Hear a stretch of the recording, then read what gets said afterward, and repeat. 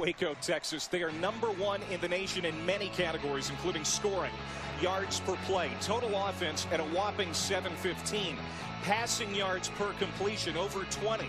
And how about this? The percentage of scoring drives that result in a touchdown, doing a lot of it in under 90 seconds, man. It's staggering what this Baylor offense has done so far, but as shining and blinding as this offense has been, almost as much as those helmets, it's the ferocity at which it attacks the opposing team's defense and its end zone. They're not just piling up yards at record-setting pace.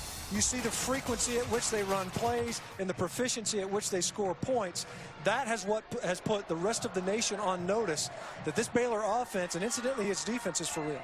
And this Baylor team, the highest-ranked Big 12 team this week for the first time in program history. It's pretty impressive. Now, for Iowa State, this is a 1-4 team. Paul Rhodes' team has been snake-bitten, a lot of bad luck this year, and they've just been bitten by the injury bug. Yeah, when you think about the lack of returning starters that they had, they were tied for the second least in the Big 12 with only 9 guys coming back on their roster, but it's the offensive front where it requires continuity and chemistry. 6 different starting lineups already this season. Only 1 player and a redshirt freshman at left guard has started every game so far this season. That undoes any type of momentum you can establish on the offensive side of the ball. Always a great buzz when you come to a campus that's having homecoming, but especially this year here in Waco. For more on the Bears, let's go down to Don.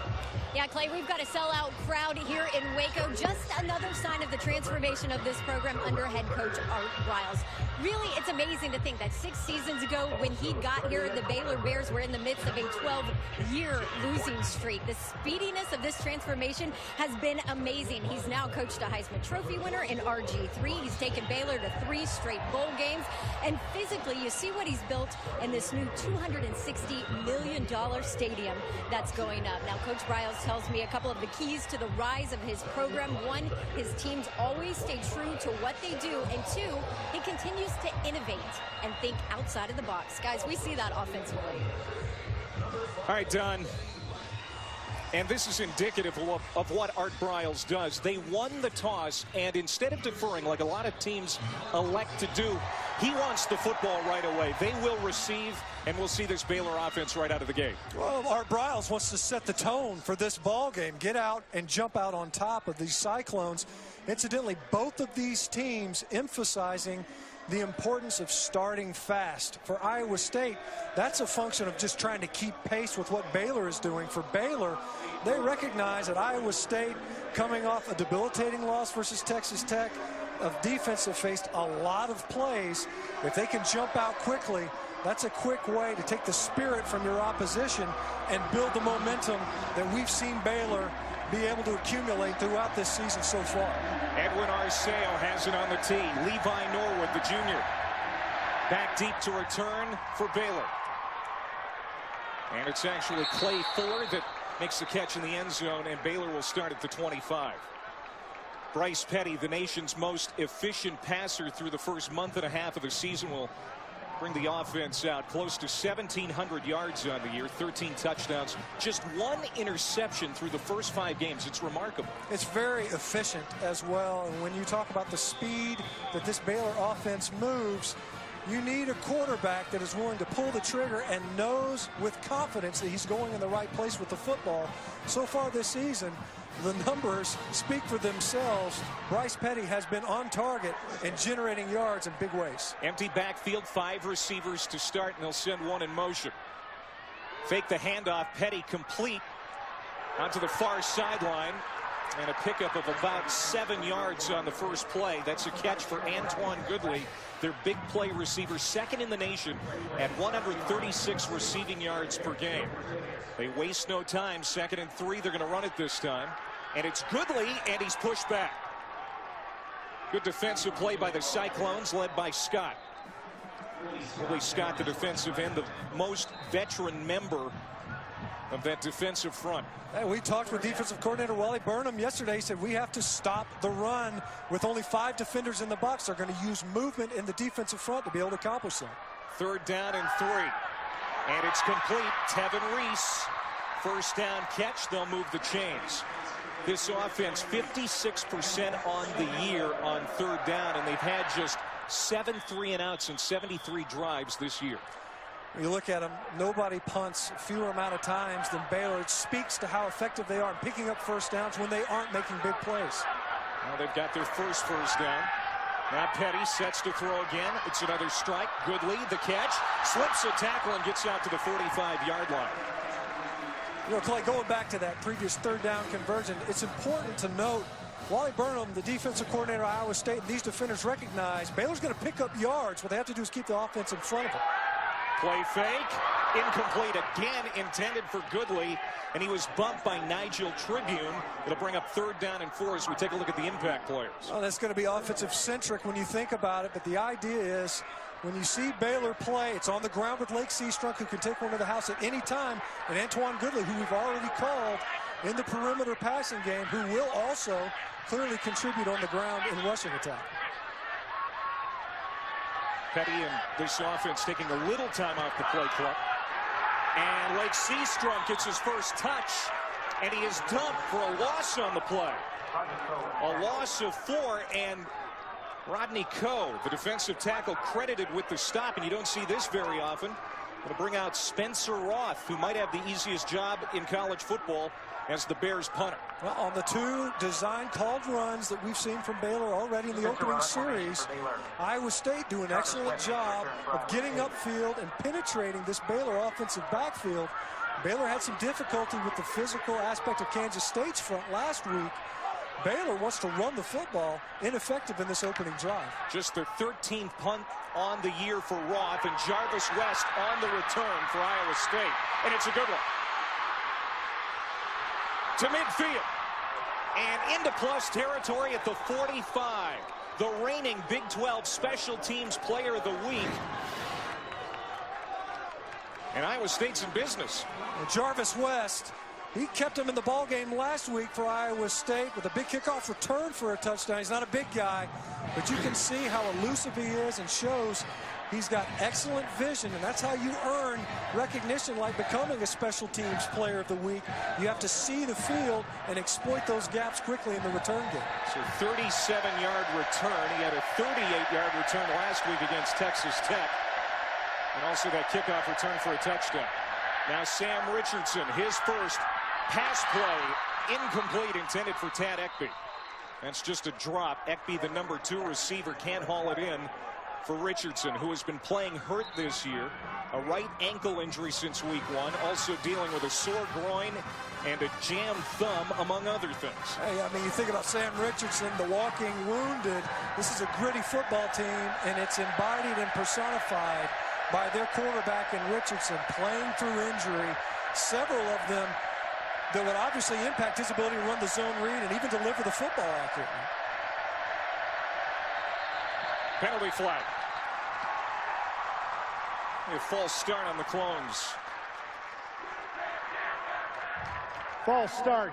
Offense, number 70. 5-yard penalty. 2nd down. You talked about it, Stinch. These Clones need a fast start tonight. They can't hurt themselves. Well, they got it on defense, but what they can't afford after a big return, excellent field position, is to get behind in the down and distance. That's something that offensive coordinator Courtney Messingham said. We have to keep it 3rd and manageable. 2nd and 15 is not the way to do that. Out of the gun, the snap from Tom Farniok to Richardson. It's complete. Out to Quentin Bunridge. Another big play receiver on the field tonight. Well over 100 yards receiving against Iowa and Texas this season. And Baylor will try to bottle him up here tonight. A minimal gain, so it's 3rd down and fairly long for the Clones. Here comes that crowd. It's a sellout on homecoming. Iowa State okay on the year on 3rd down, just over 40%.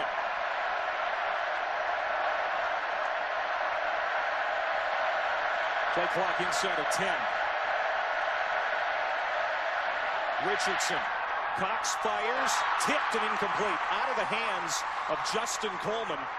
The transfer from Nebraska, Omaha, and that's going to bring up 4th down as one of the best punters in the country will come on and try and pin Baylor deep.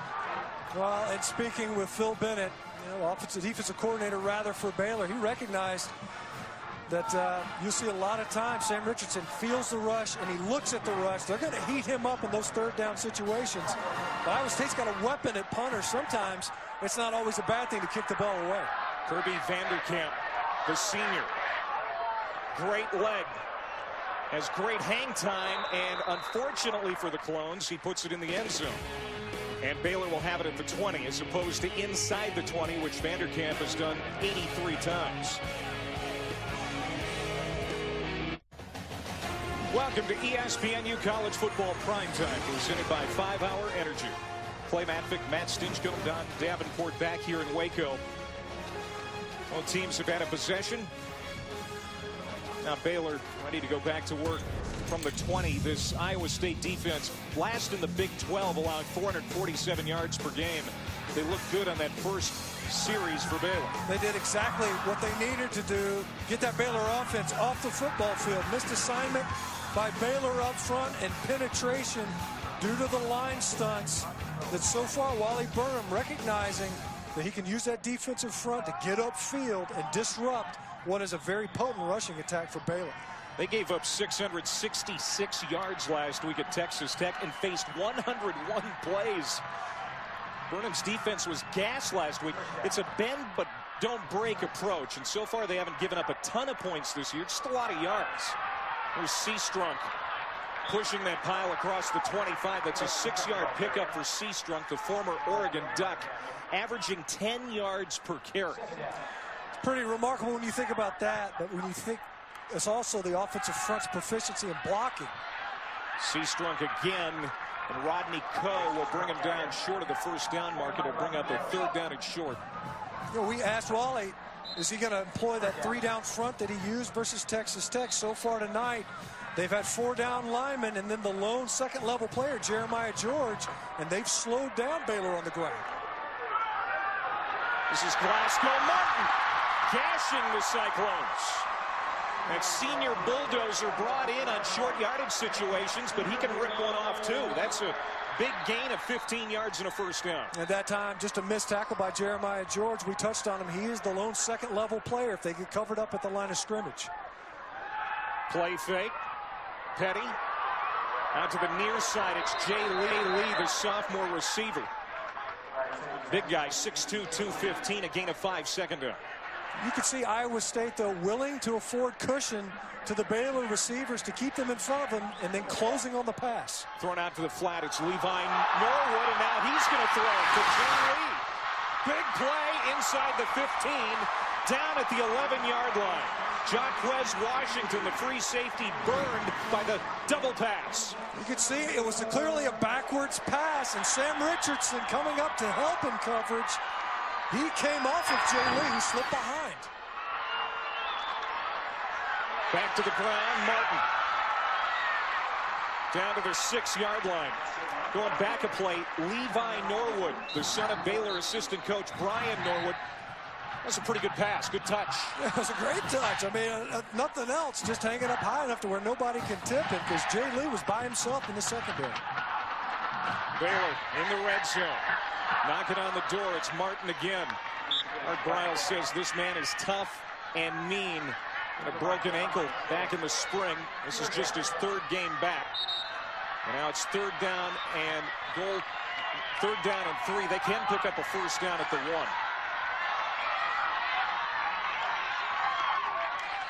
Petty looks to the end zone. Cuts loose. Caught. Antoine Goodley, touchdown.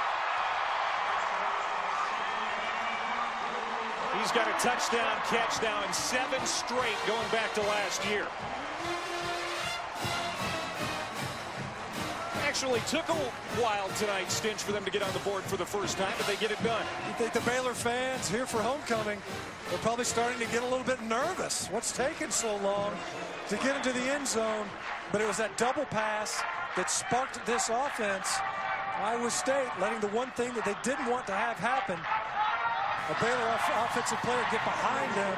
Jay Lee was enough to get him downfield. Aaron Jones, his 150th straight made PAT, which leads the nation. And Baylor goes 8 plays, 2 minutes and 19 seconds. Their average scoring drive, 124. I don't know what took them so long, but the Bears are up 7-0.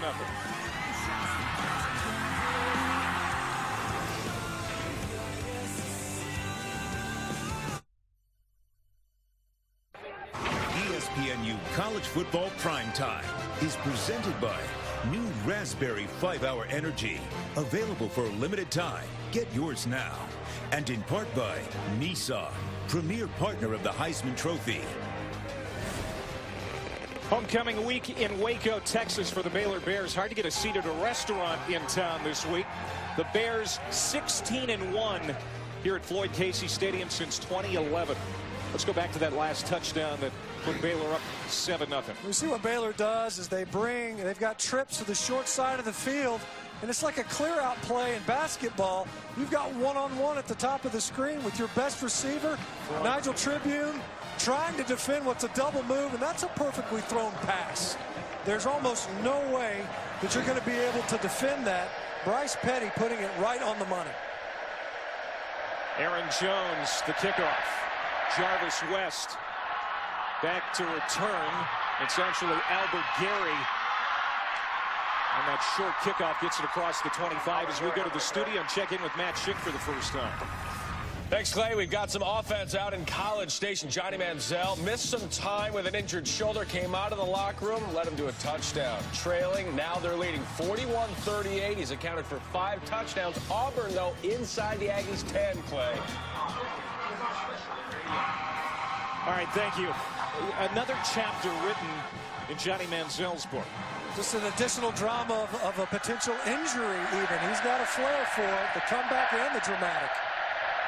Iowa State started at the Baylor 44 on its first series and had to punt. They started their own 26 here. It's E.J. Bibbs, the tight end, catching Richardson's pass. Ahmad Dixon, the safety, making the tackle. It's going to bring up second down and about 4 as we take a look at the impact players for Iowa State. Well, we haven't called his name, but Aaron Wimberly at the running back position. They're going to want to get him going. Part of this is a possession game. The other is Tom Farniok at the center position. So much turnover in their offensive front, and he is their most tenured and best player. He's even been nicked up this year as Wimberly gets the carry. Ball's on the ground. Is that live? Yes, it is. Baylor says they have it.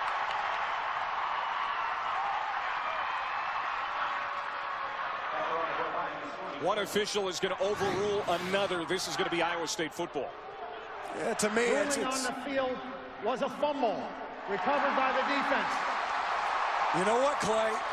I think that Blankenship's hand, it's not Blankenship, right? I'm sorry, it's Bonds, pokes that ball out right before Wimberly's elbow would have established him down.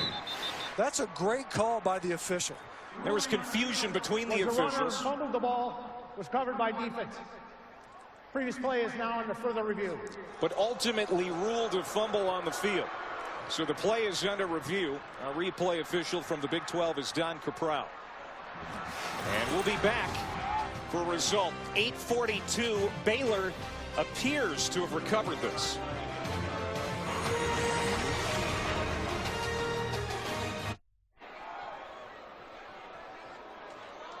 Visit WatchESPN.com or download the Watch ESPN app to watch ESPN live anytime, anywhere. Brought to you by Vizio. The ruling on the field was an Iowa State fumble recovered by Baylor, and after the review, it's going to stand up. It's Baylor ball at the Iowa State 29. Byron Bonds stripped it. Eddie Lackey, the senior, recovered it. And Baylor has forced 2 or more turnovers in 9 of the last 12 games. It's what the Baylor defense does. Turns you over. And versus this team, it's what the Iowa State Cyclones had to avoid. So far this season, they protected the ball very well, but not so far in this game. Play fake, lobbing it down the middle of the field. There's Petty caught by Tevin Reese. And he takes it inside the 5-yard line. His nickname is Sweet Feet, but his hands are impressive. Well, he couldn't afford to have scored right here because all his touchdowns so far this season have been 40 yards or more. Seastrunk into the end zone. A quick 2-play scoring drive for the Bears as they capitalize on the Cyclones' turnover.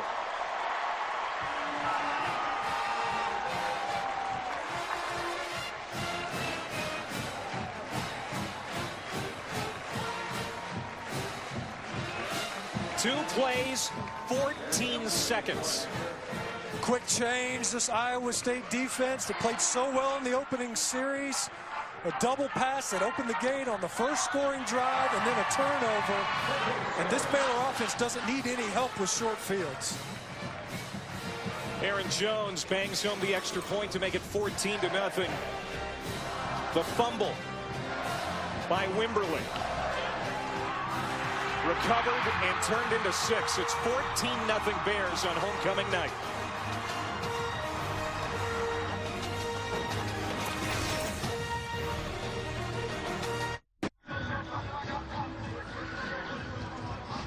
A sellout here in Waco, and it's 14-0 as these fans have been treated to another fast start by the Bears. Baylor hasn't lost since last November at Oklahoma. They're trying to match a 77-year-old program record with a 10th straight win and trying to set a new team record with a 6th straight Big 12 win. Albert Gary from the 15-yard line. Good return across the 30 down at the 32. ESPNU has some SEC women's college soccer coming up on Sunday at 3 Eastern. Texas A&M looks to extend its 6-game winning streak over Georgia in SEC regular season play. Women's college soccer on the U at 3 o'clock Eastern. Speaking of Georgia, lost to Vanderbilt today in football. Special teams, you can see it can play a huge role. Injuries obviously hurting Georgia, but a couple of a muff punt on a reception and then a high snap. And Vanderbilt getting a landmark victory this season. They've struggled so far this year. Maybe the biggest game ever in the ACC, ready to get started at 8 Eastern tonight. Florida State and Clemson as Richardson takes off. Good run to the 41-yard line. Because of all those injuries we talked about earlier, his mobility has been slowed, especially running that zone read, but he looked pretty nimble there. Yeah, talking with the coaches, they say he's a lot niftier of a runner, to use their word, than what you've seen. And you're right, he's been slowed, hampered, a lot of lower body nicks. That and the fact that he's not getting clean to the line of scrimmage. His offensive line mates have to do a better job of keeping their quarterback clean.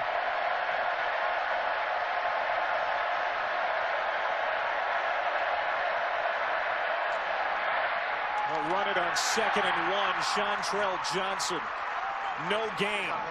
There's Byron Bonds again, the true freshman out of Allen, Texas, has been active here in the first quarter. You know, as many snaps as they play on defense, it was key for these young guys to step up for Baylor up front. They'll try to get it again on the ground, and again they're stopped short. Chantrell Johnson, dumped this time by Bryce Hager, the middle linebacker, the leader of that Baylor defense. And here comes the punting unit. You can see that Iowa State able to get into a 3rd and short yardage scenario. Coach Rhodes has talked about this season, though. We talk about the turnover on the offensive lineup, the offensive front, and it's hard for them to work well together, and Baylor exploiting gaps in their blocking scheme. Kirby Vanderkamp. Good punt.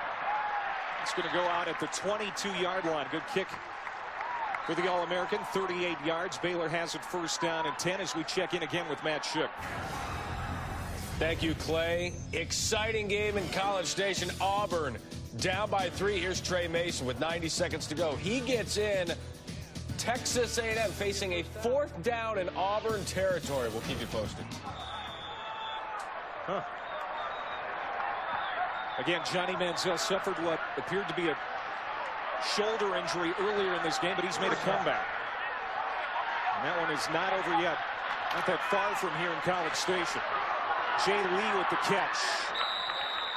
It looks like he is going to be close to another Baylor 1st down. They're not going to waste any time getting up over the football. That's why the Big 12 has added an official this year to keep up with these up-tempo offenses. 2nd down and about a yard. Seastrom going the wrong way, and Luke Knott, the younger brother of former Cyclone All-American Jake Knott, makes the tackle. Again, penetration. You know, so far Baylor, they've made their yards, but it's been in the air. And so far tonight, anyway, their run game has been bottled up by the 5 and 6 defenders that Iowa State has left in the box. 2nd and 13. Petty, all kinds of time. Tevin Reese streaking up the sideline, has the catch. Out at the 31-yard line. A 39-yard reception for Reese. He's averaging 122 per game. Well, that's the challenge. They get into personnel with a tight end, and they sneak another player in the box, and they hit you for a big pass. Now here comes Seastrom. Stiff arm. Can't get away from the tackle of Jaquez Washington, the senior captain for Iowa State. And it's a 2-yard gain, 2nd and 8. Well, Petty knows exactly where he's going with the football and delivers another strike. Well, Baylor, they think, don't have your quarterback thinking. Don't think, just throw. Hole up the middle, Martin. Brought down by Washington. It'll be 3rd down and manageable. Seastrunk, Linwood, Martin. Good running backs for these Baylor Bears. This time it's Martin, and he's got a 1st down. That's the thing about Baylor. A lot of people might be surprised how balanced this offense is. 414 passing coming into the game, 301 rushing per game. Yeah, they've never been that far out of whack. They were in the 50% range last year. Petty, incomplete. Intended for Clay Fuller. A guy there waiting to emerge here in this Baylor offense. Junior from Belle Verde, Texas. Petty 8 of 10 for 104 yards already.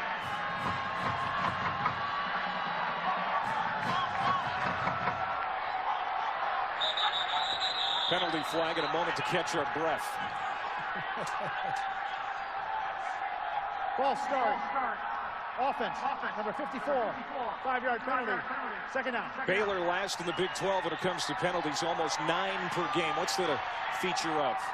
Part of that's just a function of running a ton of plays. Going into Kansas State last week, Baylor was 2nd only to Texas Tech. They running 81 plays. Again, you're bound to have more penalties like that. Pressure off the edge. Petty gets rid of it toward the end zone. Contact, penalty flag. Goodally interfered with. Jared Brackens, the Sam linebacker, is going to be called for the pass interference. You could talk about a mismatch of Jared Brackens out there on Goodley. Look, rather than give up a touchdown, I don't think that was panic. I think that was intentional. Defense, number 14, 15-yard penalty, automatic 1st down. Brackens, a converted defensive back, playing A.J. Klein's spot. He's now with Carolina. He's got speed, but he doesn't have Goodley-type speed. When you get in the end zone, he'll give up the score, just disrupt the pass, and if it's a penalty, so be it. Live to play another play. 1st and goal for Baylor, leading 14-0. Glasgow Martin, senior from Round Rock, Texas. Picks up 3. 2nd and goal. Glasgow Martin, he probably would have done well to follow big Cyril Richardson. All 340 pounds of him, where he bangs his head on the goalpost if he does. 9th play of the drive. Baylor has already run 24 plays. They average 76 per game. It's something to pay attention to in this ball game, noting how many snaps Iowa State saw last week. Martin bottled up. The 3rd down and goal to go. No gain. That's what we're talking about. It's Cyril Richardson. They think he's playing on Sundays next year. Follow that guy. They're trying to duck up inside. The hole was outside. Glasgow Martin does a good job in these short yard situations. That time he just missed the hole. Otherwise it was 6 points. Richardson coming back for his senior year. He could be a top 10 pick this year, as Norwood makes the catch inside the 5-yard line, then gets folded in half by Jeremiah George, who leads the Big 12 in tackles per game at over 10. Washington also there. So now 4th down and goal, and the field goal unit comes out. I'll tell you what that is. That is a victory of sorts for Iowa State. They came out hot on defense, slowed Baylor down in the opening possession.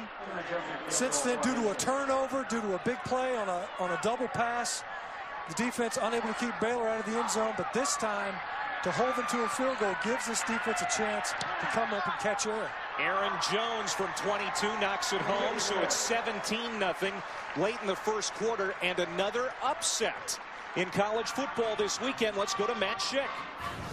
Yes, Clay, the upsets continue, and they continue in the SEC. 4th and long, 18 seconds to go. A&M needing a first down or something, and they get nothing. Johnny Manziel is sacked. Auburn and Gus Malzahn get the win 45-41 in College Station, Clay. Wow. Thank you, Matt. You and I have seen a couple of Auburn games in person this year.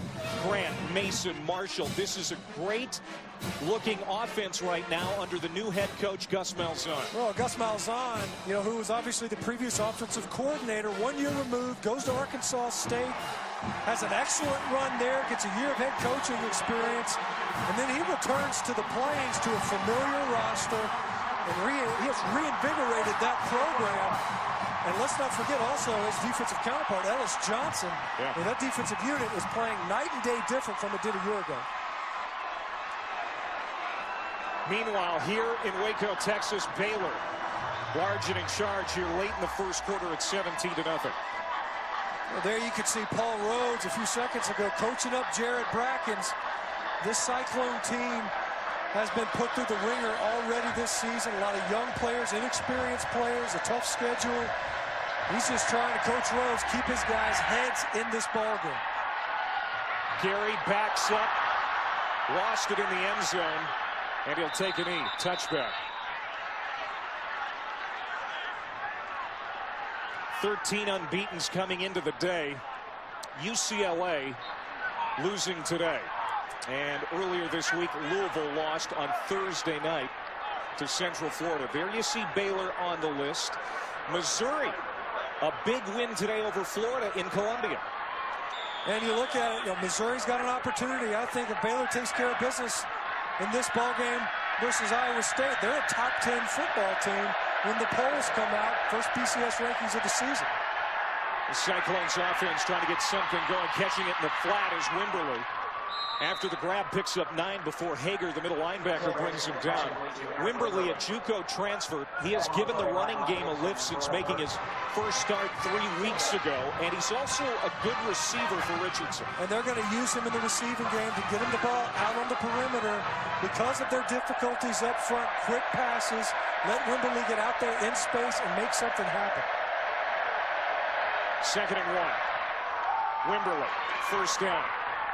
When we talked to this Iowa State coaching staff this week, Matt, they said we had one of our best weeks of practice since Paul Rhodes took over at Iowa State. Even though they've had some tough luck, these guys are emotionally healthy. Yeah, they're plugged in, and that's a credit to the coaching staff to keep this team in it through the injuries, through the close defeats.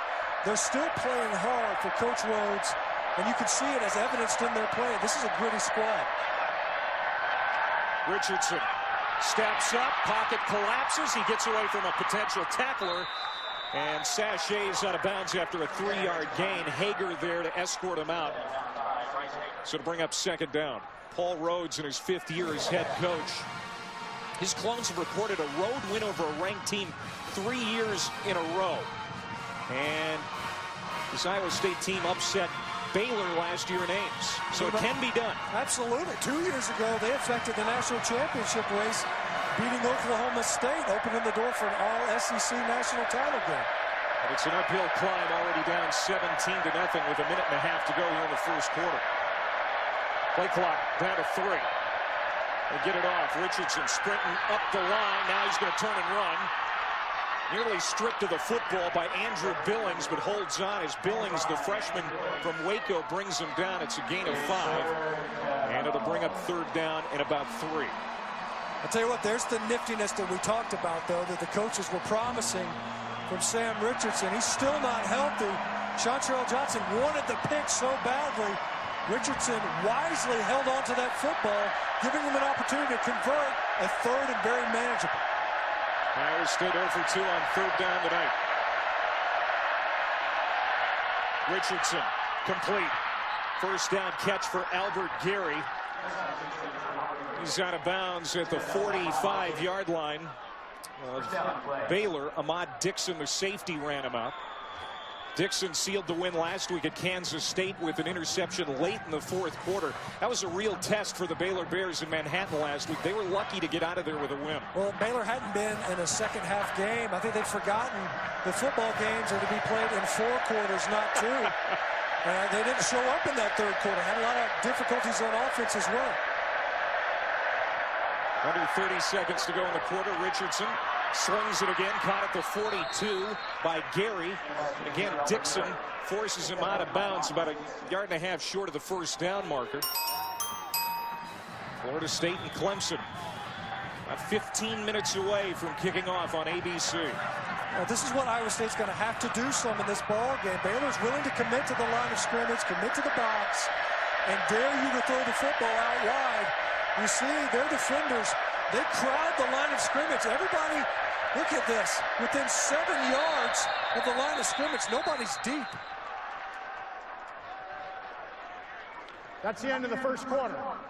Iowa State will not get a playoff before the quarter comes to an end, and everybody comes up for air. Iowa State does definitely need a cleansing breath after they get down 17 points to this highly caffeinated Baylor offense. 15 minutes in the books here on homecoming night in Waco.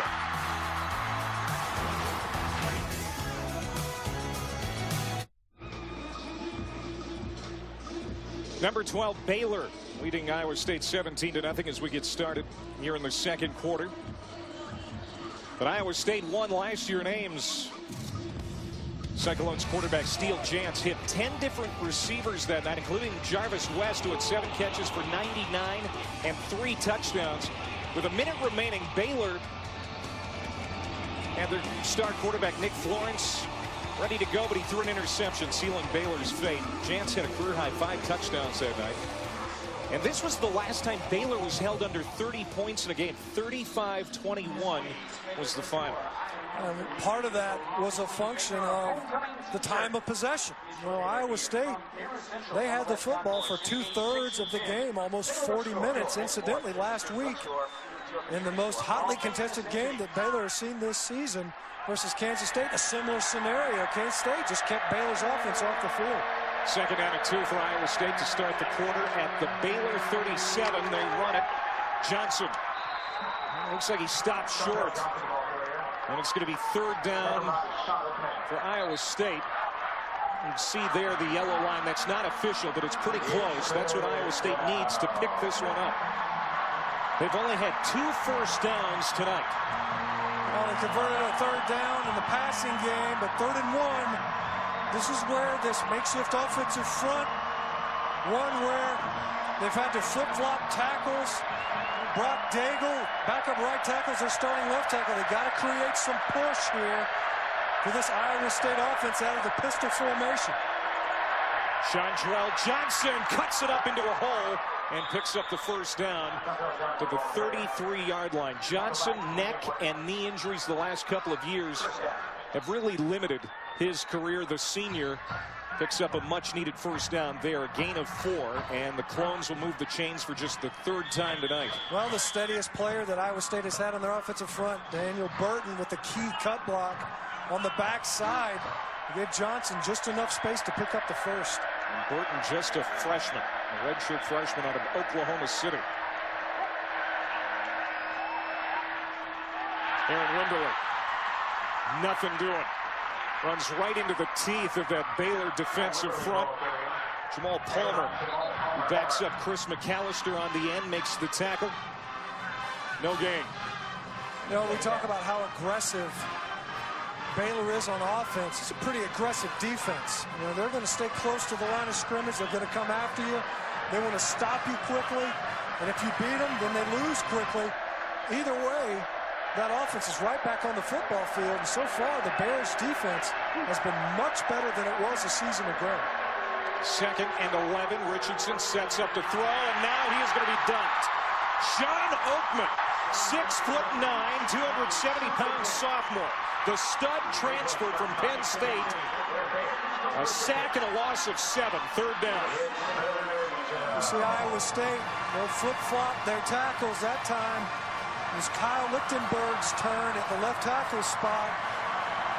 And when you look at it, Oatman, all 6'9" of him, how much of a rush does he really have to get at 6'9"? Just reach over the tackle's shoulder and grab the quarterback. That time he got just enough push, and even Richardson, who's mobile, couldn't feel the pressure from the backside. 3rd and 17. Incomplete. And what was once a promising drive for Iowa State stalls out after 11 plays. And they'll bring on Kirby Vanderkamp for the 3rd time tonight. 83 career punts inside the 20. A 45-yard average. He was a semifinalist for the Ray Guide Award last year. Good hang time. Drops at the 10, covered at the 5. A 34-yard punt. And Coleman downs it at the 5-yard line, a long field for Baylor. That's not all offense for Baylor. The defense with the turnover and shutting down an Iowa State drive.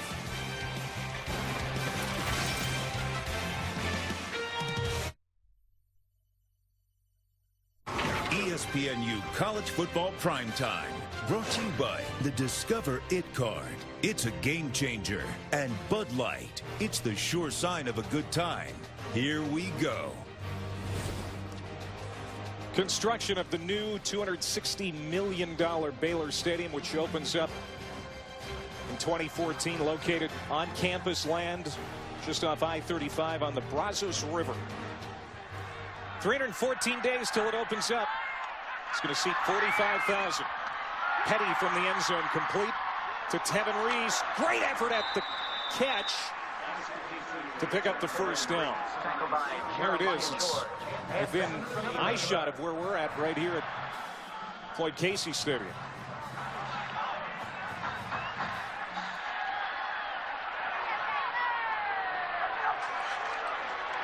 Antoine Goodley and Tevin Reese out there. And it's Reese again, and another 1st down. And just think, Stitch, this was almost impossible to think that Baylor would be in this position and a new stadium being built to boot just 3 years ago. They're selling out Sky Suites, VIP suites. The idea to build a new stadium, they didn't have that kind of money coming in. The ball was knocked down at the line. 2nd down and 10. Jeremiah George batted it down as Bryce Petty took a hard hit. Jeremiah George is coming on a blitz. He's got to be very careful that he didn't go high. Bryce Petty maybe selling it a little bit, trying to draw a flag. George, you got to be very careful when you're hitting up high for any of these quarterbacks, any of these defenseless players. Penalty flag. Glasgow Martin the run. And about 5 yards to bring up 3rd down and 5, but we'll see what the flag is about. Dan Romeo is our referee tonight.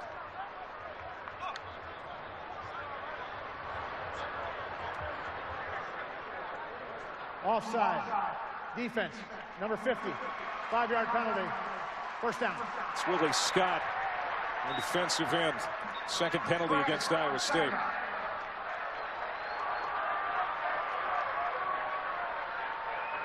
There's Wally Burnham, 5th year as defensive coordinator for the Clones. After 48 years of coaching, not much intimidates him, but when he popped in the Baylor tape this week, he admits he was a little scared looking at those receivers.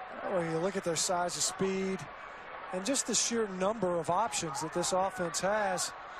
And Coach Burnham, it was great speaking with him the other night. He's seen a lot of football, and a lot has changed in his time. He's been able to put together some pretty stout defenses. This is quite a challenge here tonight. Seastrom still on his feet. 1st down. That was athleticism. Out to the 43-yard line, a gain of 11. Wally Burnham started coaching football in 1965. He's 72 years old, but Paul Rhodes says he's got more energy than anybody on that Iowa State coaching staff as more flags rain in. Ball start. Offense. Number 25. 5-yard penalty. 1st down. And when you run at this pace, that's going to happen. Baylor with a false start. Seastrunk trying to get rolling a little bit. Iowa State, Wally Burnham talking about, trying to stop the run with numbers, trying to get enough defenders in the box, and almost ask Baylor to throw the football. You have to pick your poison versus this offense. Seastrunk. Get a chunk of it back. Rodney Coe. Defensive tackle brings him down. Second down and 9 for Baylor. At their own 45-yard line. They lead it 17-0. Under 11 minutes to go before halftime.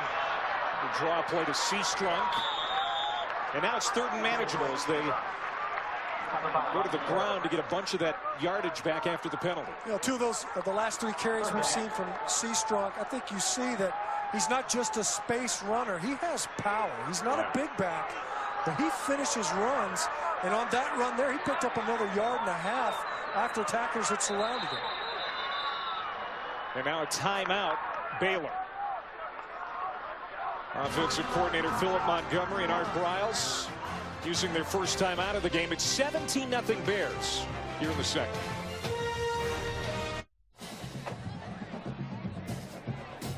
.10:27 before half, 17-0 Baylor.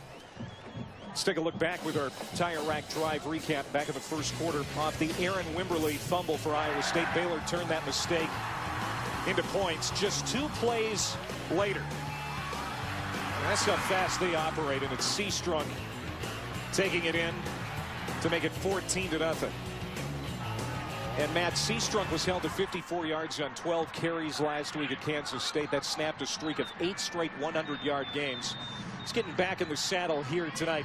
9 carries, 32 yards in that touchdown. A lot of them on this drive, though. I mean, largely, Iowa State has done a good job of bottling up what is an explosive run offense, one of the most explosive run offenses in the country. Seastrunk, he's averaging basically a first down every time he touches the football. And this time it's Glasgow Martin, their short yardage back, picking up the first down. 6 foot, 200 pounds. That's his job. Goal line and short yardage. Play fake on first down. Going up top. Petty. Caught. Antoine Goodley.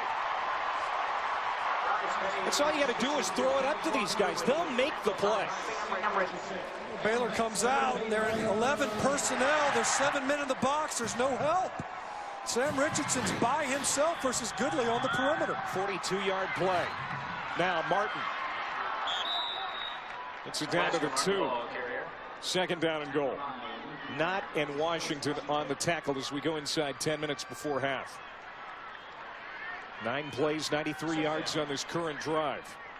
They haven't been scoring quite as quickly tonight, but they're still very efficient. A little bit more deliberate, too, when they get into the red zone. Want to make sure they capitalize on their opportunities. Oh, fumble. Petty recovers, now making his way toward that far sideline, and he's tracked down from behind. Jacquez Washington making the tackle for a loss of 2 on Bryce Petty. We talked with Art Briles yesterday, and as well as Bryce Petty has played this year, somewhat surprisingly, they continue in this succession of great quarterbacks. But Coach Briles said he hasn't played perfect, and I expect him to play perfect. I think he can. I think one aspect of it is ball handling. And Bryce Petty, he's had a couple of fumbles. They haven't lost many, but they put the ball on the ground 12 times this season. 3rd and goal. Oh, incomplete. Juggled by Goodley. The back of the end zone. Sam E. Richardson was beaten on the coverage, but Goodley can't haul it in, and the field goal unit will come out for the 2nd time tonight. That time, that's on Goodley. As good of a receiver as he is, and Wally Burnham will take it. He says, look, you keep this offense out of the end zone. Obviously, they need to get on the scoreboard as well. They want to keep them off the board completely, but 3 points is a heck of an exchange versus this Baylor offense versus 6. 21-yard field goal for Aaron Jones. He had 2 makes coming into the game. He's got 2 tonight from 22 and 21. An almost touchdown for Antoine Goodley. As it happens, it's a 12-play drive, and 3:17 results in 3.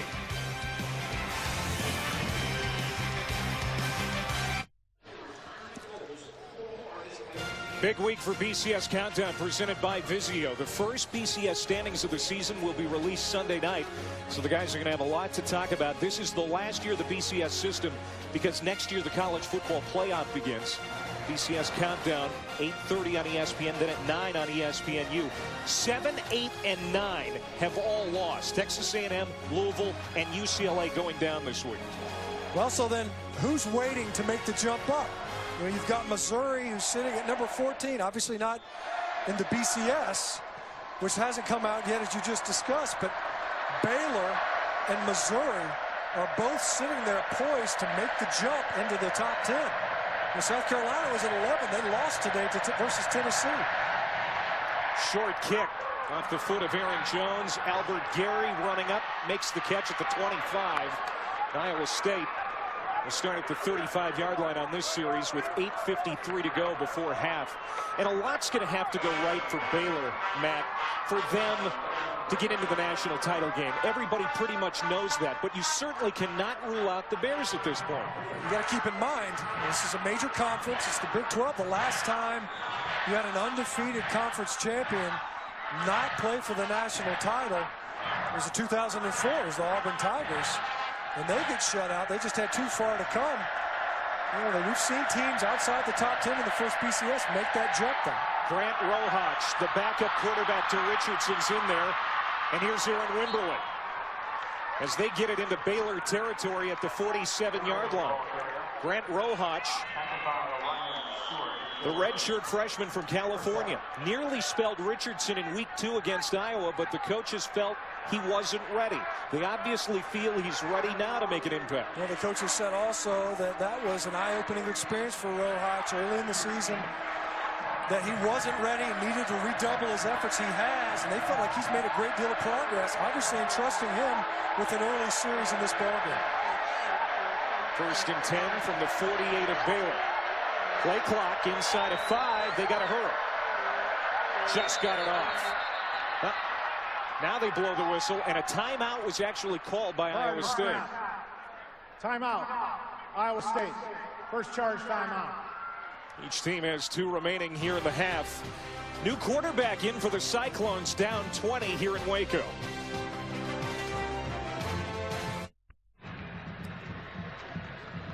(20-0) Baylor. Iowa State has it in Baylor territory, but Grant Rohach is in the game now. Let's go down to Don Davenport. Yeah, hey guys, coach is showing some frustration with this inexperienced offensive line, telling the guys they can't adjust if they don't communicate and that they're not talking at all. That has to change. Also, I'm sitting here looking at quarterback Richardson. He looks fine. Just the coach's decision here. The backup is in. Rohach scrambling and makes his way out on the sideline, chased by Byron Bonds, the true freshman. It's going to be a gain of 1. As you can see, Richardson now with the headset on. The starter is out. Well, you know, Paul Rhodes has shown he's not scared to make changes at quarterback. Still Jansen. Last year was his first start of the season versus Baylor when he went off. And, you know, it ended up finishing the season with Sam Richardson as his quarterback. And he's willing to go and change it up, see who's got a hotter hand. They didn't even give Rohach a yard, so it's 2nd and 10. Pass is complete to E.J. Bibbs, the first completion for Rohach in his collegiate career. And it's going to bring up 3rd down and 6 for Iowa State at the Baylor 43. And Phil Bennett, D coordinator for Baylor, shown he wants to heat up Sam Richardson. He brought pressure on previous 3rd downs. Really only 1 passing conversion for Iowa State. And now with the young, inexperienced quarterback, he's going to play coverage. Rohach on the run. Got away from the sack, but takes a big loss. Chris McAllister, the 5th-year senior defensive end, 8th on Baylor's all-time sacks list, doesn't get the sack, but he gets credit for the tackle and a loss of 5. I'll tell you what, you don't have to blitz if you're going to get upfield pressure. You know, McAllister ended up closest to the quarterback when he threw it, but it was Terrence Lloyd from his defensive end position that flushed Rohach out of the pocket. 4th punt for Spencer Roth. Or excuse me, Kirby Vanderkamp. And another good one for Vanderkamp. That's his 2nd tonight inside the 20. And that one a 48-yard boomer. That's what he does. He really flips the field for the Cyclones. Man, you look at the distance that ball covers in the air, and then for it to just die on a turf field, that's amazing talent. You know, that's a guy, that's like Phil Mickelson around the green. You know, just the touch. Puts a little English on that football. And this one isn't round, and it's spinning in a spiral. Somehow or other, for it to nose down and just die like that is an amazing talent. And here comes Petty again. Take a look at that punt and how it checks up. That is a talent. Look at that. It's like he's got it on a joystick or something and backs it up. Seastrom. It's going to be a short pickup, 2nd down and 8 coming up. George on the tackle. Like you said, Baylor a little more deliberate tonight. 5.6 plays per scoring drive is what they've averaged on the season tonight. Over 8 plays per scoring drive. 2nd and 7, play fake. Petty up the sideline. And Tevin Reese well covered. Nigel Tribune, the corner. The only true freshman to play for the Cyclones the last 2 seasons. Good coverage. 3rd down. But that's what Wally Burnham's going to try to do. He's going to say, look, if you're going to have a tight end in the game, then we're going to put 7 men in the box, and we're going to take our chances out wide. That time, we rolled the dice and won with an incompletion. 5 of 8 on 3rd down tonight.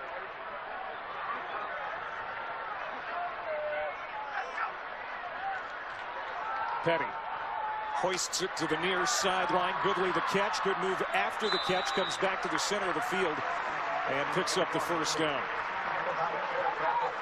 Goodley and Reese. Great weapons for this offense. 15 1st downs now for Baylor. So we're coming up on 6 minutes to go before halftime. Glasgow Martin. Brought down by Luke Knott, but it's a 5-yard pickup, 2nd down and 5.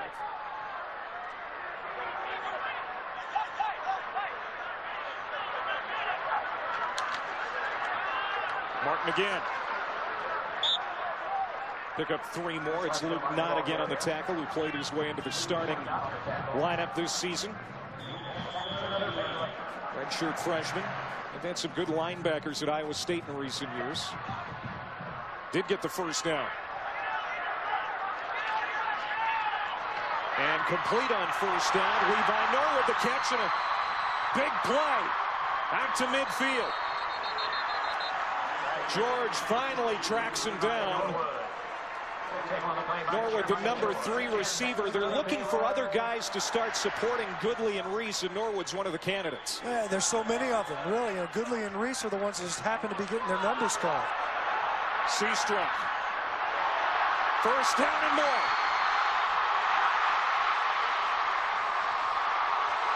Down to the 2. What an effort by Lake Seastrom. A 48-yard run, finally tackled by Mitchell Myers. Do a great job of capturing the edge. See, Iowa State basically forfeits it. Look at Lake Seastrunk clean to the edge, and Goodley comes in, number 5 there, just enough to get Seastrunk all the way to the sideline. And Seastrunk caps the drive. Touchdown. 2nd touchdown tonight for Lake Seastrunk.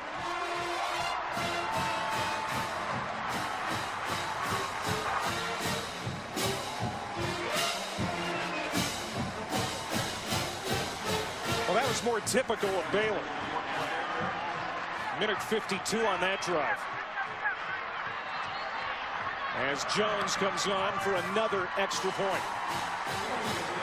And it's 27-0 Bears. Let's go to the studio for an update with Matt.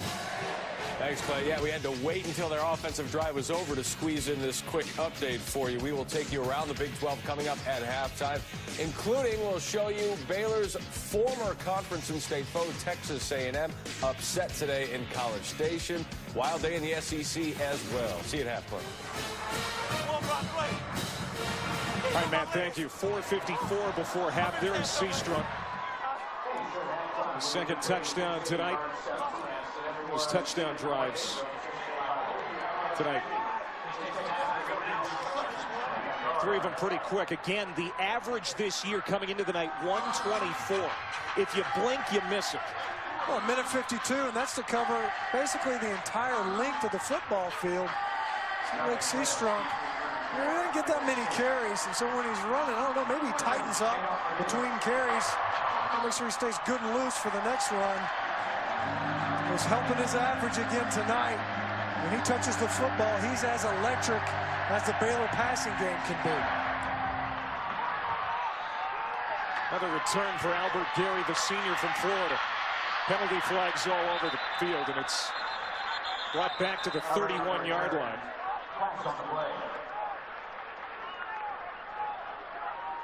During the return of the kick, holding, receiving team, number 23, 10-yard penalty, first down.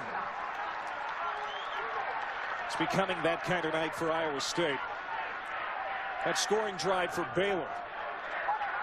94 yards, and it's the third scoring drive of 90-plus this year for Art Briles' offense. You could see why this team leads the country in plays of 30-plus yards. Those are big, explosive plays. They pick it up in chunks. 5 tonight already. After the penalty, Iowa State starts at their own 18. Rohach, the backup quarterback in there, and Wimberly is depleted. Sam Hall, the nickelback. He moved to nickel from safety this spring. He is still a safety mentality-wise. He is looking for those open field hits, and he nailed Wimberly there for a loss of 5. Sam Hall, they call him their bear backer.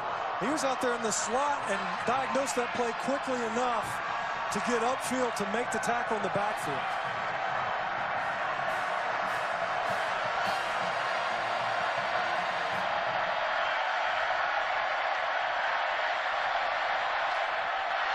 Rohach, design quarterback keeper, and Baylor was ready for it. Let's go back one play.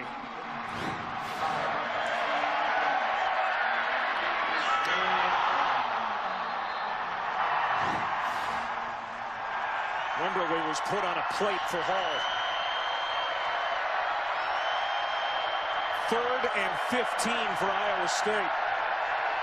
They converted twice on 3rd down and 6 attempts.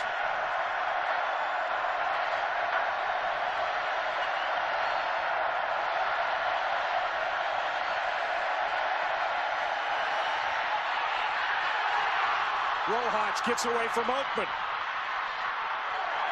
Won't pick up the first down as he's dumped at the 19 by Hall again. And the punting team will have to come out again for Iowa State. Number 2, 5-yard penalty. Well, penalty on Baylor. Yeah, they were saying, at first I thought just Sean Oakman, all 6'9" of them just got a great jump and timed the snap perfectly. As it turns out, he got there just a little too early. He was in the neutral zone. But he was in the Cyclone backfield almost immediately. No chance to protect versus that big body with that kind of a jump. So now 3rd and 8 after the penalty. Wimberly in the backfield behind Rohach. Sam Richardson, the starter for Iowa State, has been benched. And now a timeout. Iowa State calling a timeout. With 2:51 to go before half, Paul Rhodes has 1 timeout remaining. The chase for the Sprint Cup stops at Talladega on Sunday. With only 5 races left, Matt Kenseth leads Jimmy Johnson by only 4 points and Kevin Harvick by 29, so it's nip and tuck. Check it out to see who's going to make a move in the standings this week. The NASCAR Sprint Cup Series at Talladega, presented by 5-Hour Energy, Sunday at 1 on ESPN. Some key numbers tonight as we're late here in the first half. 27-0 Baylor. That's the rushing yards that have to be concerning Iowa State. They said they want to be able to establish the run and stop the run, something they did a year ago versus Baylor, something that beleaguered this Baylor team last week versus Kansas State, held to a season low, 109 rushing yards. And already the Bears eclipsing that and more than doubling it or close to doubling it in their passing attack. This is not what Iowa State was hoping to have so far in this game. Redshirt freshman Grant Rohach in at quarterback. He's improved in practice over the last month, beginning his first collegiate action here tonight in a hostile environment. They better hurry up. Got it off. Rohach off his back foot, throws it downfield. Nobody home. Quentin Bundridge, the closest receiver, and he was 5 yards out of the play. And now it is 4th down. Okay, in watching this ball game, coming into it, we thought, look, what Iowa State has to do. You see Sam Richardson kind of counseling Rohach. They got to take chances, find a way to maybe run a gadget play, get a turnover early. It's been Baylor that has run that script so far in the first half tonight, and the consequences are evidenced on the scoreboard. Kirby Vanderkamp as Levi Norwood fields the punt. It's a 40-yard kick. Good field position for the Bears. Blake Seastrunk, the transfer from Oregon, leading the Big 12 with 129 yards rushing per game. And he's already got 2 touchdowns here tonight. 12 carries, 85 yards. Well, he doesn't need many touches. He kind of burst onto the scene a season ago. The first 7 ball games, he only had 26 yards a game. You see tonight, just the physical nature of him, too. 28 yards after contact. It doesn't take just one body to get Lake Seastrunk down on the ground. He'll carry this one. Bounces to the outside. Another positive run for Lake. 5'10", 210-pound junior from Temple, Texas. You know, we talk about quarterbacks at Baylor. What about the tailbacks? Jay Finley, Terrence Ganaway. Now Lake Seastrunk, they just churn out 1,000-yard backs. On 2nd and 3, he's got the first down. He'll back his way for a few more. To the 40-yard line of Iowa State. George again there for the tackle. It's a pickup of 6 for Seastrunk. Kind of an awkward finish to that run, wasn't it? It was. It's like he didn't know if he wanted to spin or going for style points. He went Herschel Walker there. And he's going to make his way to the sideline. Oregon is called the high-powered offense of the Northwest. Now Baylor getting that reputation here in the Southwest. That's the school Lake Seastrunk transferred from. Tevin Reese about a yard away from making another big play for Baylor as Petty overshot him. Pretty good coverage in the secondary by Washington.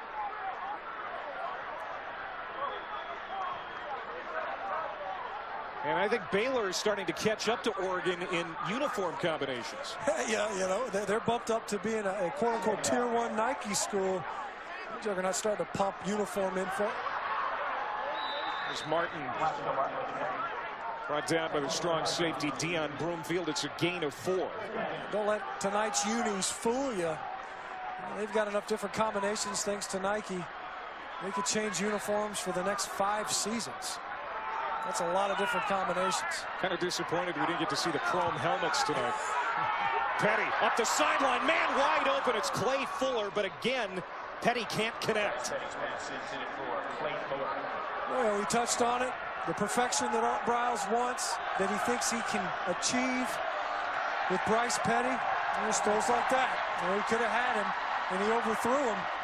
It's also the confidence he has in his quarterback to go ahead and go for it. Baylor 5 of 8 on 4th down this year. They're going to keep that offense out on the field. And they run so quickly, but this time Iowa State showing pressure, giving Petty an opportunity to check out of a play. Here comes that pressure. Got rid of it, caught by Goodwin. Walks in untouched. Touchdown Bears. A 4th down touchdown reception for Goodley. A 36-yard play.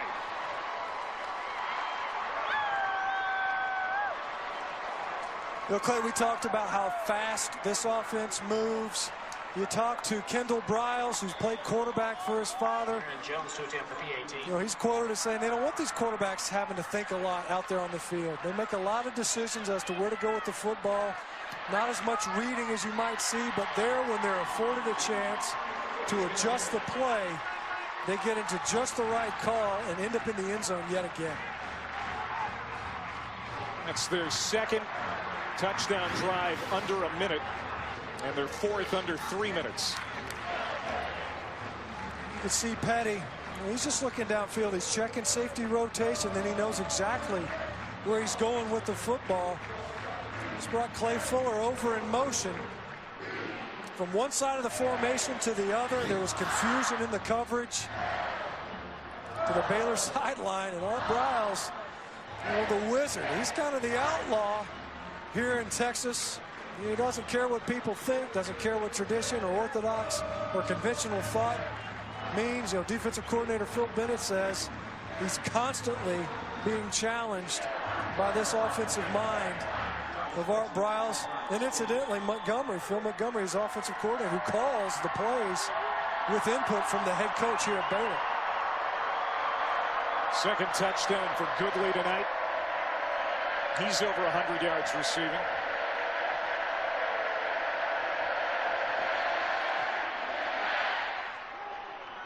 Another short kick from Jones. Gary gets across the 25 as flags come out.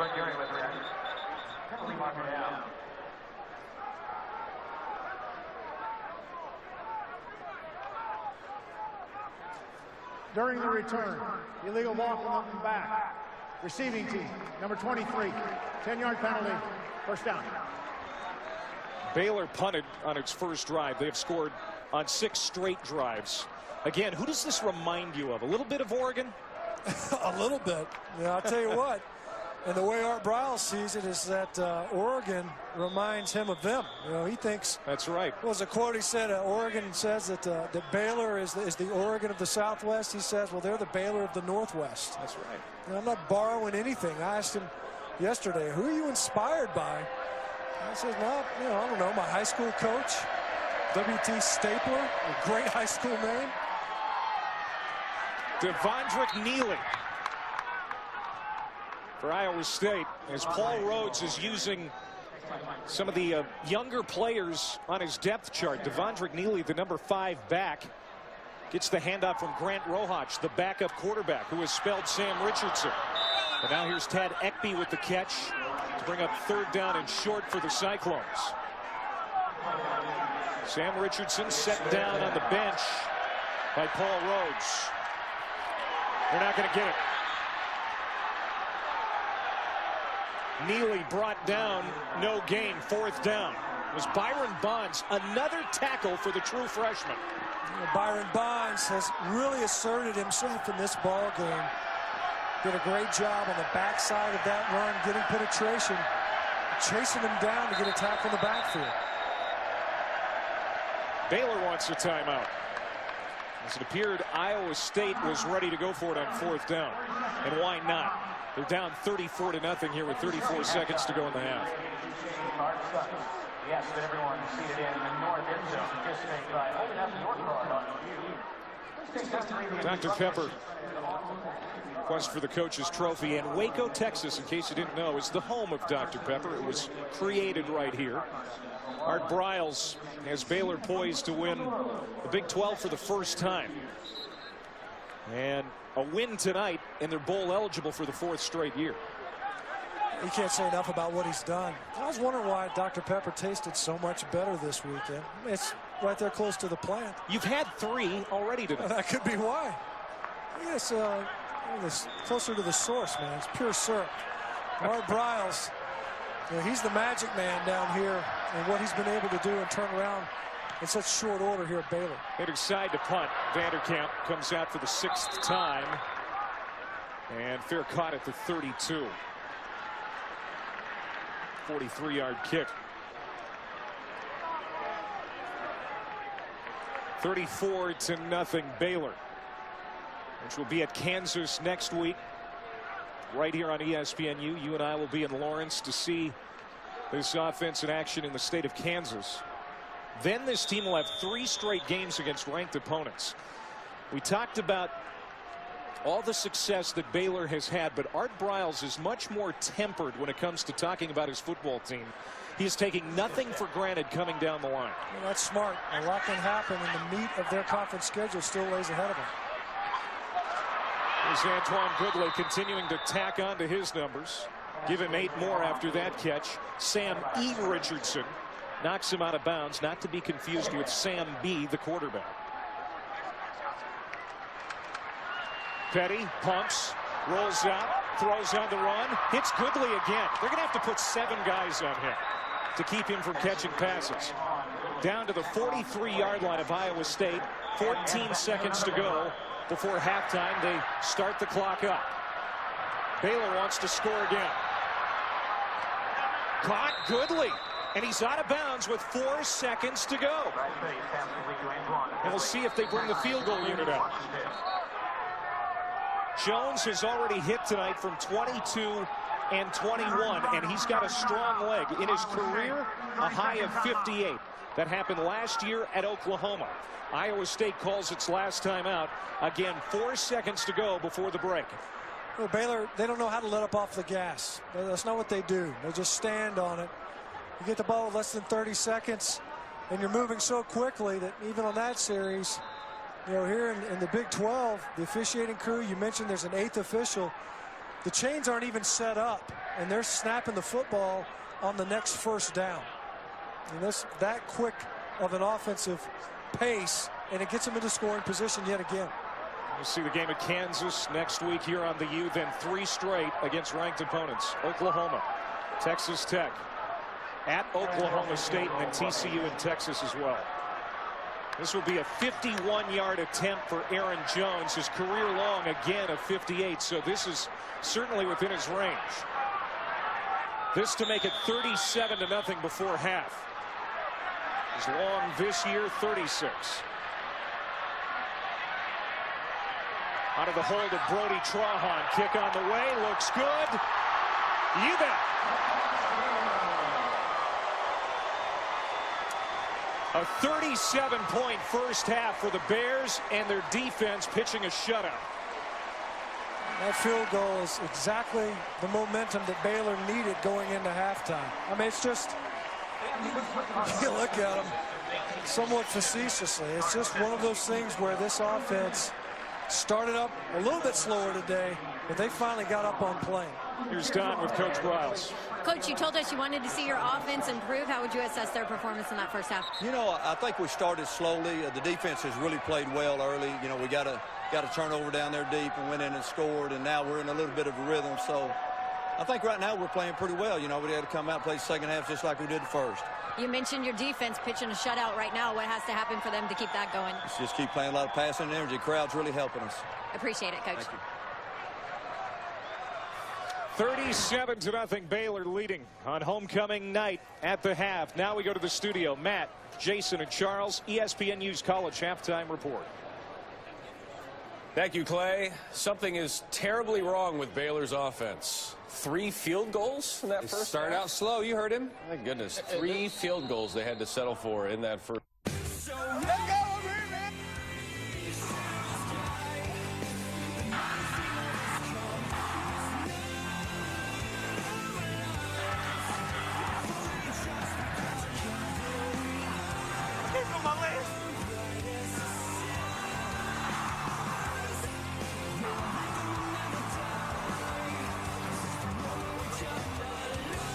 Whoever has to edit the highlight package at the end of the season for Baylor's got a tough job.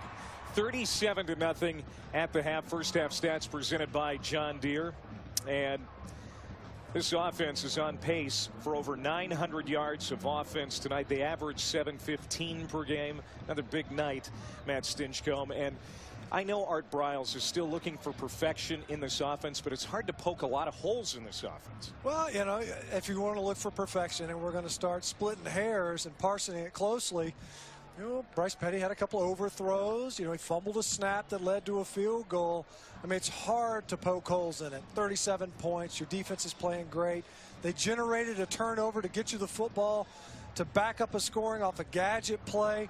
You know, other than that first offensive possession, you've seen a Baylor offense operate very, very effectively, and they got the ground game going eventually after having difficulty with the conventionally designed called runs on the ground. Lake Seastrunk finally getting going in their rushing attack. Iowa State will have the football to start the second half. Aaron Jones, the kickoff. Albert Gary's going to bring it out of the end zone. The Iowa State return man is going to be stopped short of the 15, driven down at the 13 as we go down to Don Davenport. Well, Clay, you want to stop Baylor's offense? According to Paul Rhodes, you got to play better offense yourself. He said they've got to hold on to the ball a little bit more. He said if they can score, maybe they can disrupt Baylor's rhythm just a little bit. And he said they are going to go with Sam Richardson here in the second half to see what he can do. But he said in order to disrupt Baylor, they have to hold on to the ball a little bit longer. We'll see if they can do that here in the second half. 14 minutes, 44 seconds of time of possession in that first half for Iowa State. Meanwhile, Baylor 15-16, even though they were striking quickly now. Well, and last week was the third quarter where Kansas State started to make waves. As Richardson bounces it to the outside, picks up about 3. Well, part of that, last week, that third quarter lull that Baylor went through, and they had difficulty getting points on the board, and they themselves only 8 offensive plays, turnovers, and a blocked punt. Might take something like that for Iowa State to try to climb back into this ball game here in the second half. Richardson hands it off to Aaron Wimberly. And he'll get about 3 more third down. Richardson was 5 of 8 for 41 yards passing in that first half, and then he was taken out of the game for Grant Rohach. And now Richardson starting the second half. And once again, they avoid the third and manageable, third and short situation, having difficulty even with those in an obvious passing down.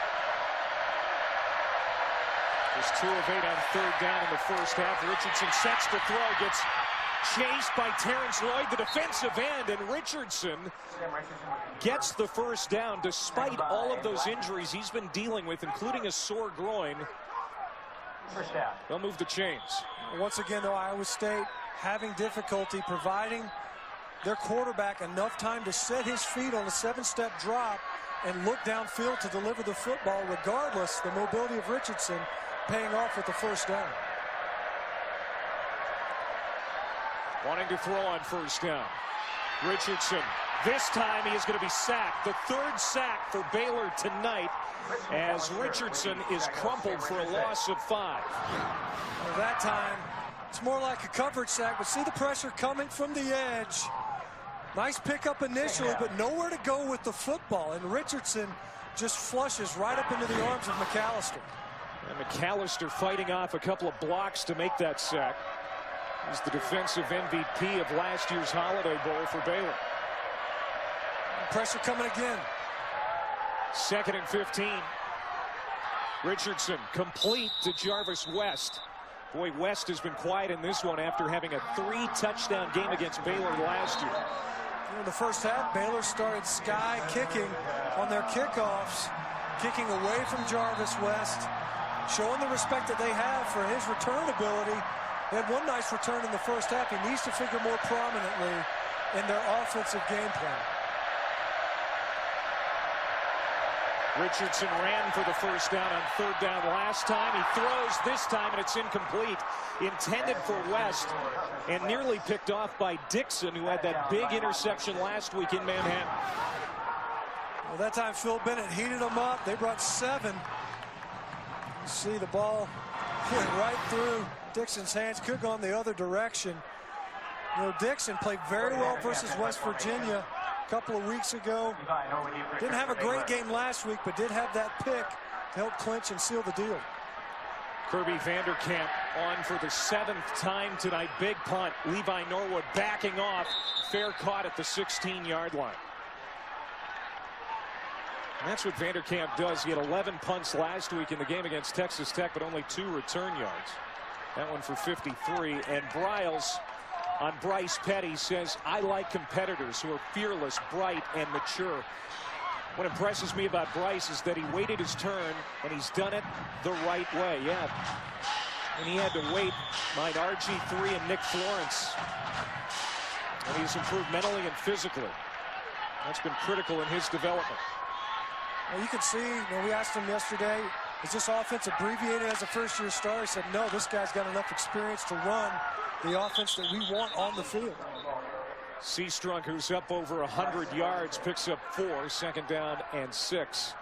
Petty actually committed in high school to Tennessee, but then after Philip Fulmer got fired, decided to come to Baylor. On the jet sweep. First down for Robbie Rhodes, the Under Armour All-American out of Southwest High School in Fort Worth. Give him 8, and they'll move the sticks again. We'll go back to Petty. Keep in mind, were it not for a few snaps, really, a couple plays in games in 2011 for Nick Florence. Nick Florence is the quarterback probably for Baylor this season. Right. Seastrunk. In the rare times he's been out of options and bottled up. It's a pickup of 1 as Brandon Jensen and Corey Morrissey are there. Already tonight, this Iowa State defense, they've seen a ton of plays. As you mentioned, Baylor on record pace, 54 snaps in the first half. Got to be tiring already. Man wide open, Goodley. Another big play for Antoine Goodley. As he is down. Sam Richardson. And that's another Baylor. Petty found him wide open along that sideline to the 36-yard line. Yeah, it's just busted coverage. They line up stacked. We'll go right back to him. After the 43-yard play, he's going to get 8 or 9 more. Well, part of it with fatigue, it's not just physical errors. You become mentally fatigued. And the fact that this offense is so explosive and runs so many snaps, it's a challenge, for Wally Burnham's charges out there on defense to be lined up properly, much less to execute once the ball snapped. 2nd and 1, Seastrom picks it up. Blake Seastrom. A 4-yard gain. He's got 17 carries for 109 yards now and 2 touchdowns. And keep in mind, Iowa State faced 101 plays last week against Texas Tech. So this is 2 weeks in a row for this team. And they've already played 2 games worth of snaps. There's a half to play. Glasgow Martin brought down by Washington. Short pickup, about 3 yards, 2nd down and 7. As Baylor's offense is marching again down to the 20-yard line of Iowa State. Petty complete to Tevin Reese. He dives inside the 10. First down, goal to go for the Bears. You see, obviously, Baylor can get behind you, run pass coverage, but they can also run physically after the catch. Puts a premium on open field tackling. Glasgow Martin down to the 6. 2nd down and goal to go. You get down in the red zone. Baylor is more willing to slow down at that point. It's a condensed football field. These are meaningful snaps. All of them are, of course. You see Art Briles, he's wanting them to move even quicker. Taking his headset off to scream at his charge and run a snap. Nothing less than perfection as Petty keeps and goes in. That was a pretty nice fake. Almost perfect, I would say, as Petty saunters in from 6 yards out to make it 43-0. PAT coming up. Well, we've hit on Bryce Petty. And you know what? One element that we haven't seen a lot from him this season, and likely won't. He's a different quarterback. And Baylor's happy to shape their offense around their talents at the quarterback position. He hasn't run it a lot, but he scored there. 5th PAT tonight for Aaron Jones. That's 154 straight. It's 44-0. Well, Bryce Petty dialed in as a passer, hitting his favorite targets, and Goodley out wide. Gets Reese involved as well as top 2 targets. But to get in on the action, he pulls the ball, calls his own number, and gets in for touch.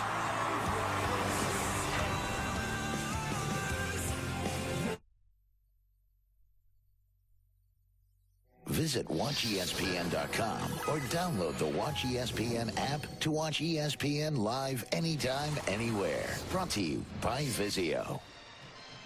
Beautiful moon over Waco, Texas tonight on homecoming night for the Bears. All Baylor 44-0 with 9:16 to go in the third quarter. The Bears have had 9 drives tonight on offense. The first one resulted in a punt. 8 straight scoring drives since. Big 12 standings current look. Texas Tech 4-0 in the league. Texas 3-0. We see Baylor at 2-0, poised to go to 3-0. And their goal is to win this conference for the first time in program history. They have never won the Big 12. Well, and they play a round-robin schedule here in this conference. They're going to see everybody. And a lot of those teams, they've yet to play. You know, they've got to play Texas Tech. That'll be a neutral site. They've yet to play Oklahoma. They'll have to play Oklahoma State, TCU. There's a lot of meat left on the bone for these Baylor Bears.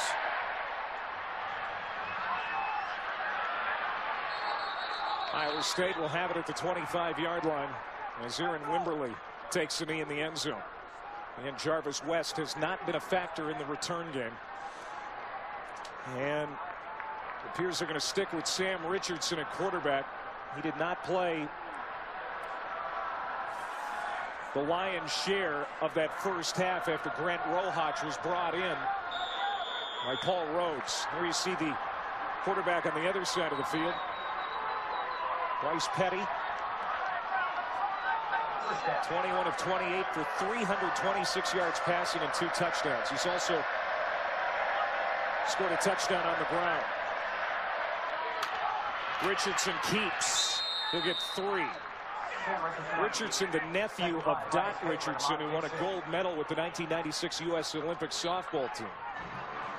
Good athlete out of Winter Park, Florida, but it's been a difficult season for him and for this Iowa State offense.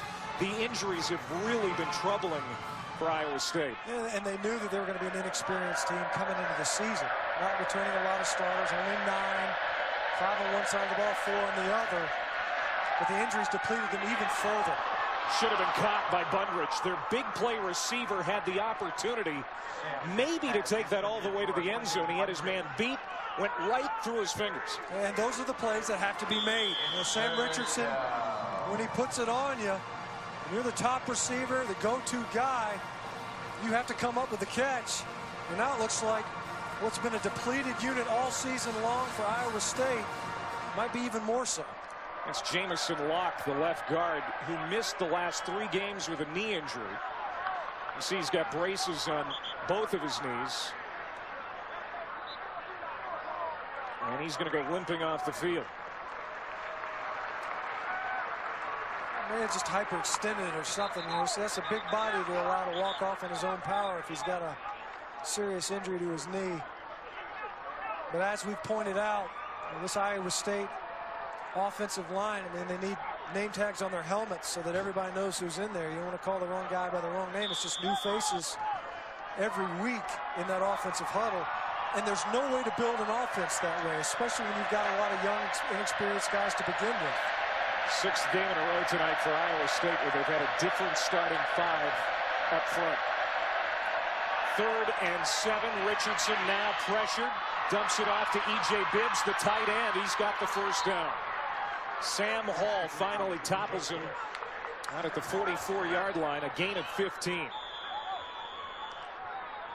Some life here for this Iowa State offense. You see him jumping on the football. They want to run a little bit of pace as well. It's just the 6th first down tonight for the Clones. Chantrell Johnson. Good run on first down. The senior picking up 5.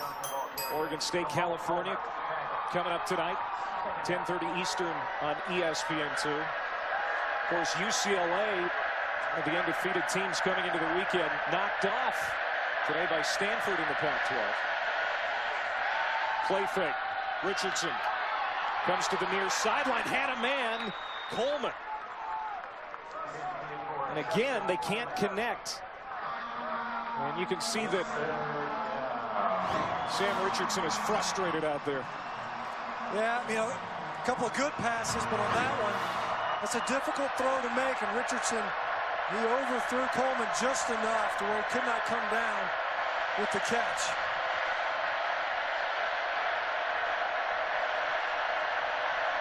Average yards to go on 3rd down, over 5. That's tough.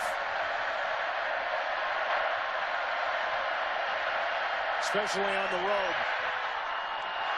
Richardson sacked for the 4th time tonight. Eddie Lackey, the junior college transfer, brings him down. A loss of 12, 4th down, Iowa State. Well, we've seen it. There's Phil Bennett willing to be aggressive. He can certainly afford to be. Iowa State had opportunities downfield. Bundridge with the drop. But otherwise, it's been a passing game that has been contained, not very threatening. Baylor more than capable of trying to come after the passer. Fair caught at the 23. You know, it hasn't been just the offense tonight for Baylor. The defense has really stepped up for the Bears. Richardson dumped and got 4 sacks of Iowa State quarterbacks this season. That's my kind of night.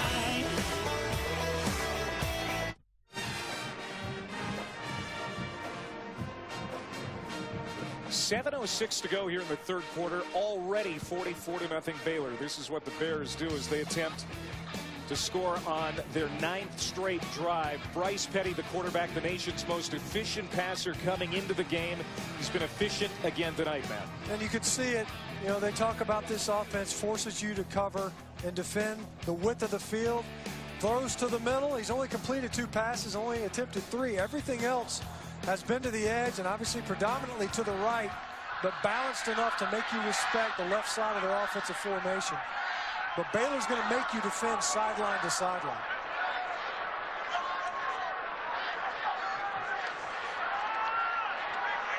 There's Petty, intended for Corey Coleman, who he did not see in the first half. He was suspended for the first half for targeting last week against Kansas State.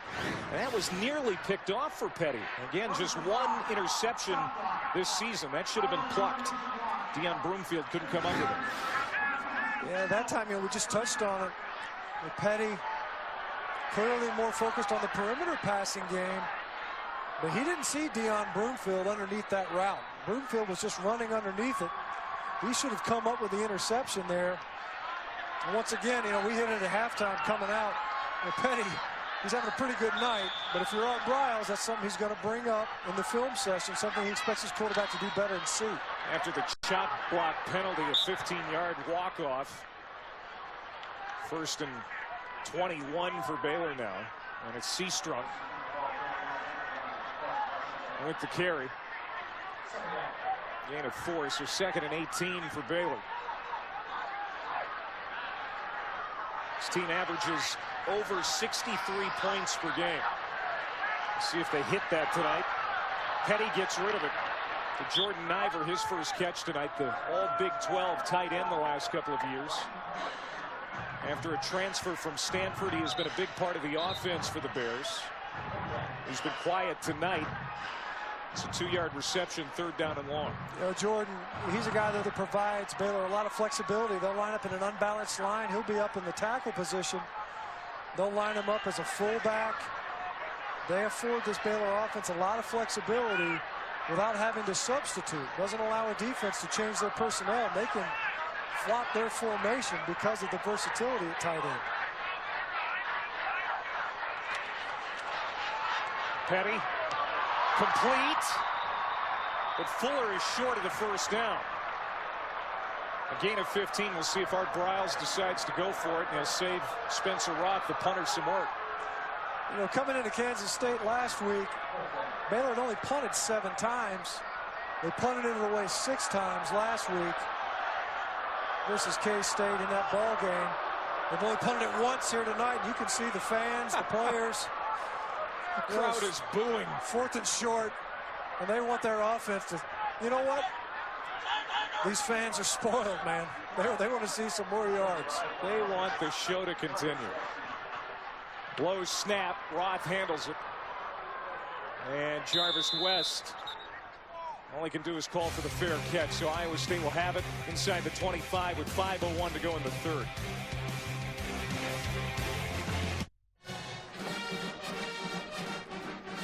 It's like Halloween has come early for these Iowa State fans. It's been scary from the opening kickoff for the Cyclones. It's 44-0, and Art Briles offense hasn't had many 3-and-outs this season. Only 8 all year. They just suffered their first here tonight.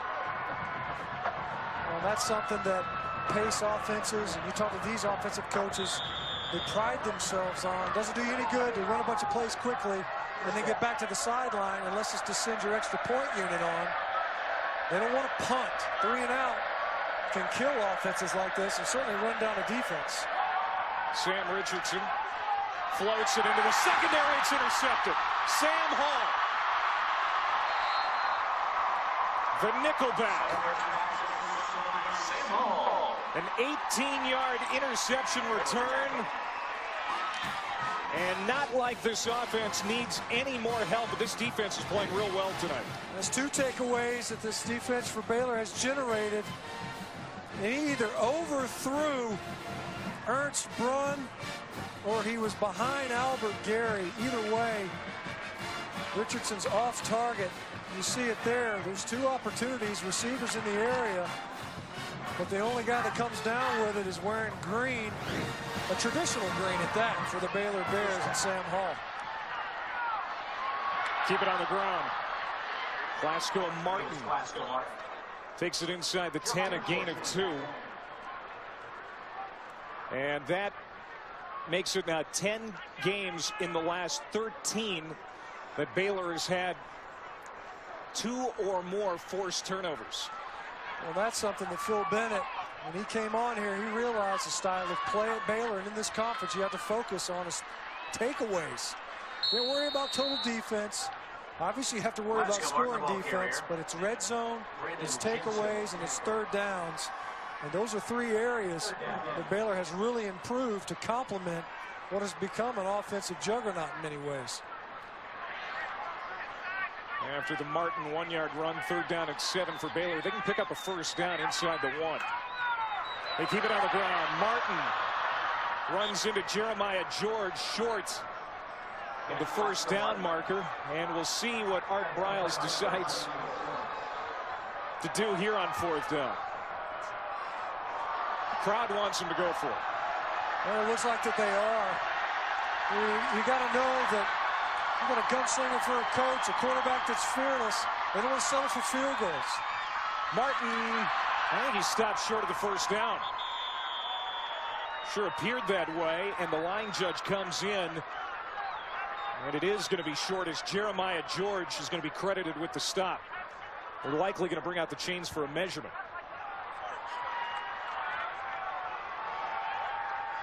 Nope, they won't even measure. Yes, Iowa State, under defensive coordinator Wally Burnham, the 72-year-old coach, takes over on downs. Well, you know what? I'm going to credit that a victory to this Iowa State. Look at Paul Rhodes. They're out there slapping helmets with Jeremiah George. They're down 44 points. They haven't put anything on the scoreboard. But you know what? That is a victory.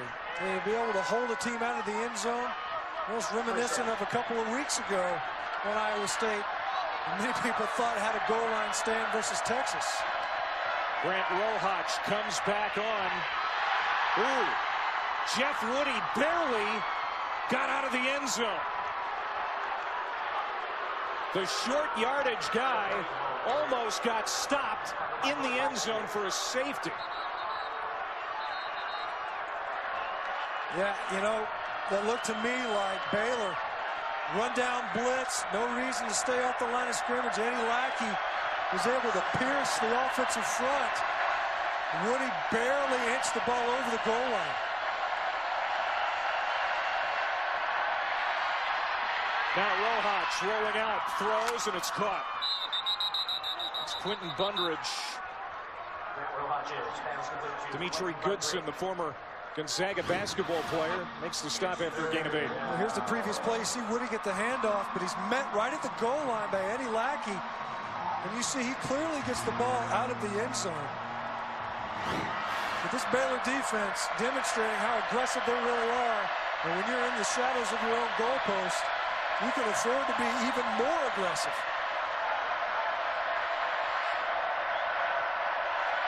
Third down has been miserable tonight for Iowa State. 4 of 12. Rojas keeps. Oh, he's punished. What a punishing stick by Ahmad Dixon. You can hear it all the way up here in the second level in the press box.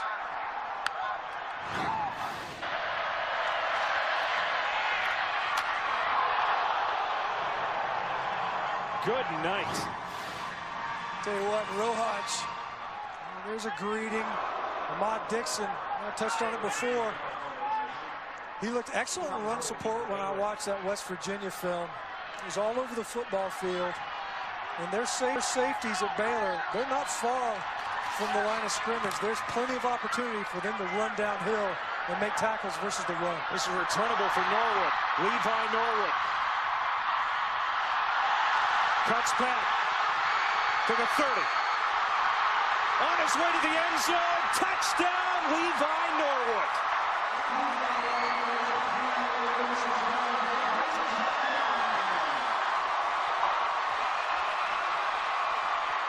A 52-yard punt return for the junior out of State College.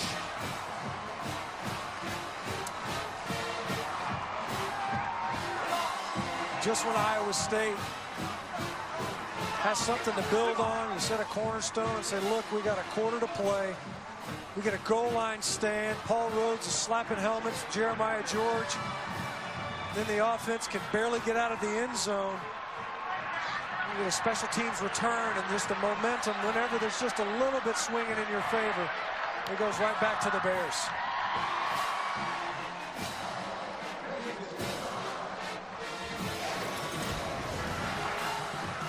They score in so many ways. We have not seen a return before now.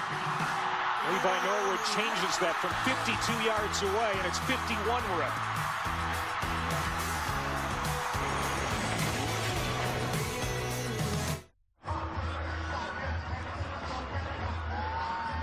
Blake Seastrunk dancing on the sideline.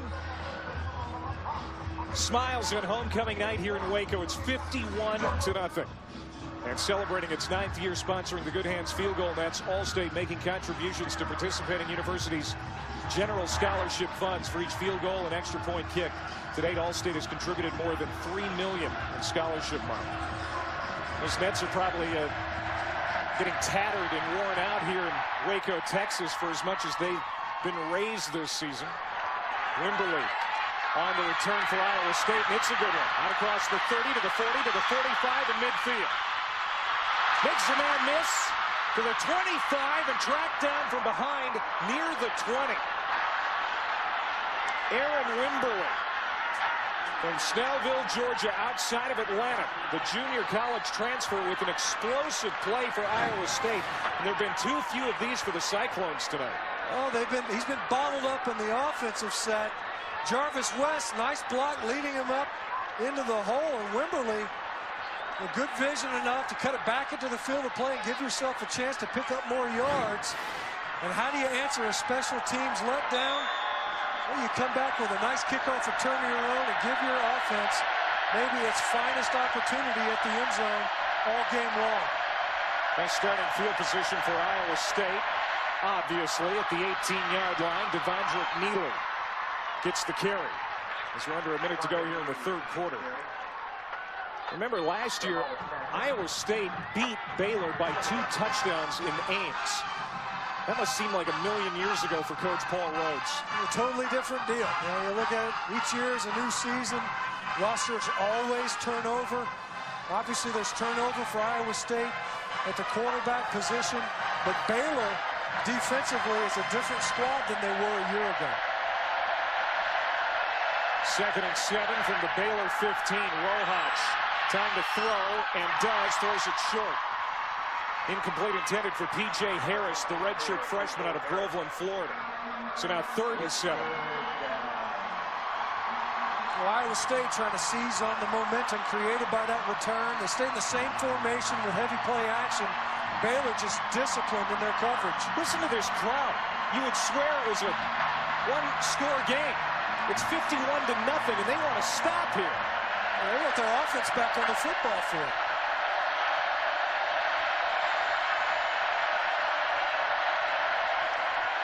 Rojas Knew he was going to get sacked, had to get rid of it. Bryce Hager was breathing down his neck. And Paul Rhodes is all fired up. Well, what Paul Rhodes is saying is, my receiver gets railroaded all the way out into the boundary and off the football field. Well, that man's going to fight for his football team no matter what. Grant Rohach in his first collegiate game at Iowa State. Play clock inside of 5. 4th down, they're going for it to the end zone. Incomplete. Baylor holds, and they'll take over. For Iowa State, obviously deflating to come away with nothing. They're in fine field position. In a return, you see Paul Rhodes still working the officials. But the Baylor defense and the fight that they continue to demonstrate, I think that's the biggest difference between 2012 and 2013, and that's what makes Baylor a contender.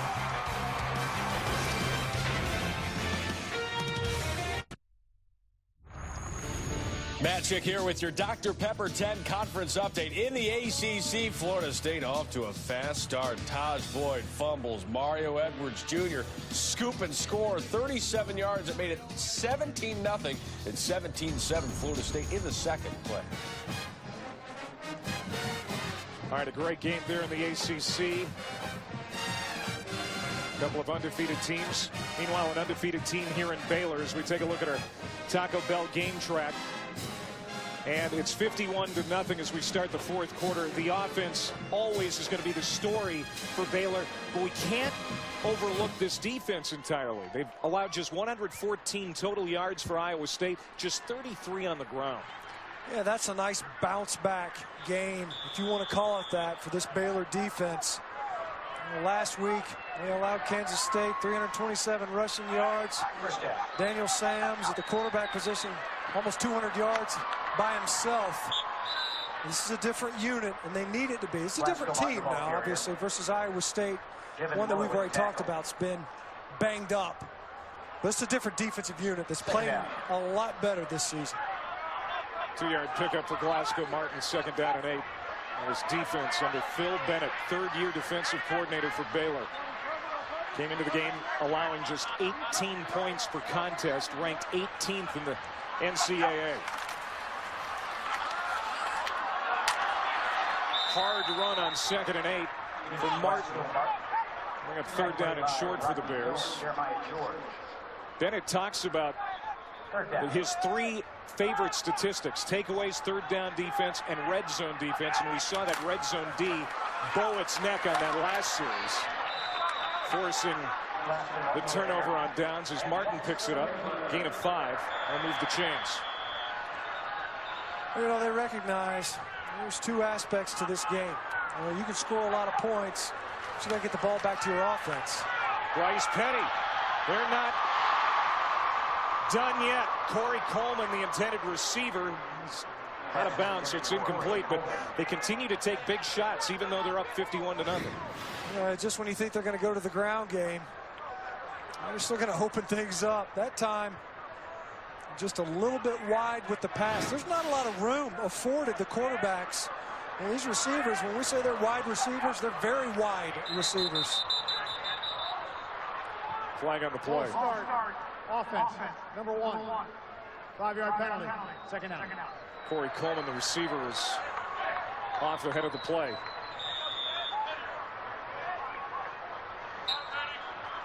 Art Briles and Phil Bennett, also very good friends. They played against each other, coached against each other. As Seth Russell, the backup quarterback to Bryce Petty, is brought in. He'll hand off to Shock Linwood. Redshirt freshman running back picks up a couple. Seth Russell, dual threat backup, has played in every game except last week at Kansas State. And if you're a backup quarterback, you want to be on a team like this. You're going to get a lot of chances to play because the team's always going to have big leads. Well, it's not just the defense that's barely played in the second half. Bryce Petty A lot of these offensive starters, they come out of the lineup. Maybe get some snaps in the third quarter. They're not playing in the fourth quarter. Intercept, no. Should have been. Seth Russell threw it right to Nick Crone, the defensive end, who recovered a couple of fumbles earlier this season against Tulsa. Thought he had his first pick of the season, but he comes up empty. To catch those when it hits it right between the I mean, he's going to secure the football, and he knocks it out of his own arm. Paul Rhodes is over there saying, look, man, we're going to run a zone pressure, and I'm going to drop you back in coverage. You're in the right spot. Come up with that pick. He's probably thinking, you know what? I'm going to take this thing to the house. I'm going to go ahead and secure this football. Either way, nice play, and you get the punt. Jarvis West, again, stay away from him. Spencer Roth with a good punt. It's been that kind of year for Iowa State. Certainly been that kind of night. Should have been a pick. Lands on the ground. ESPNU College Football Primetime is presented by new Raspberry 5-Hour Energy. Available for a limited time. Get yours now. And in part by the Citi Thank You Card. Earn 2 times the thank you points on dining out and entertainment. Robert Griffin III put Baylor football back on the map in 2011. Nearly 5,000 yards total offense and 47 touchdowns.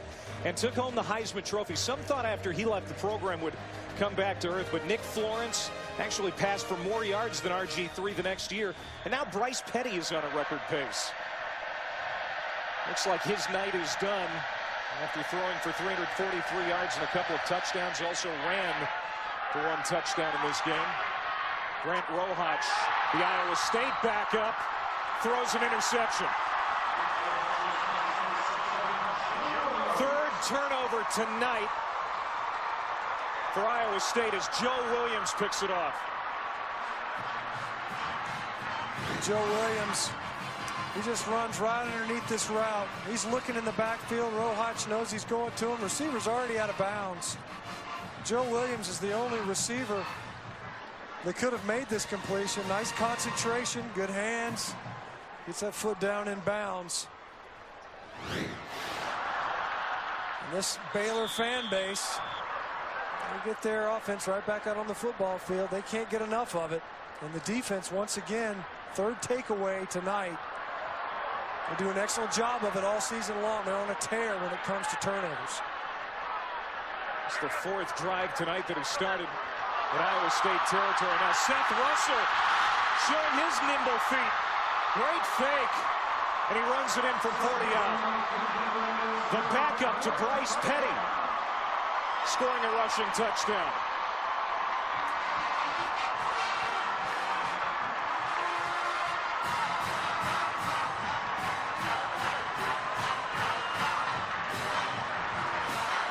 That's a 1-play drive in 8 seconds, by the way. At Baylor, that's an eternity. 8 full seconds.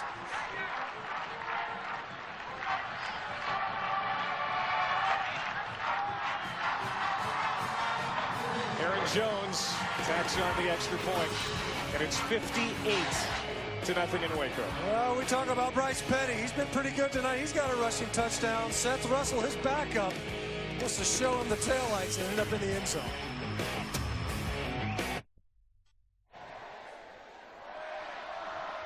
Big week for BCS Countdown presented by Vizio this week. It'll be the first BCS standings of the season released on Sunday.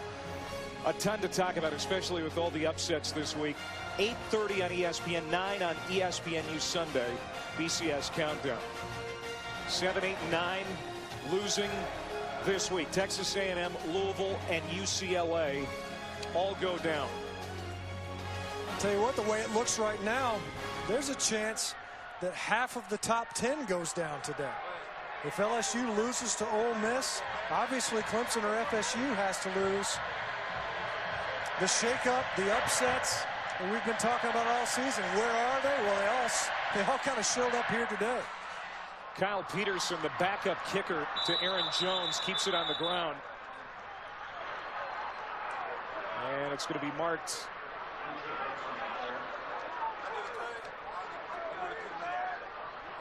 at the 20-yard line. So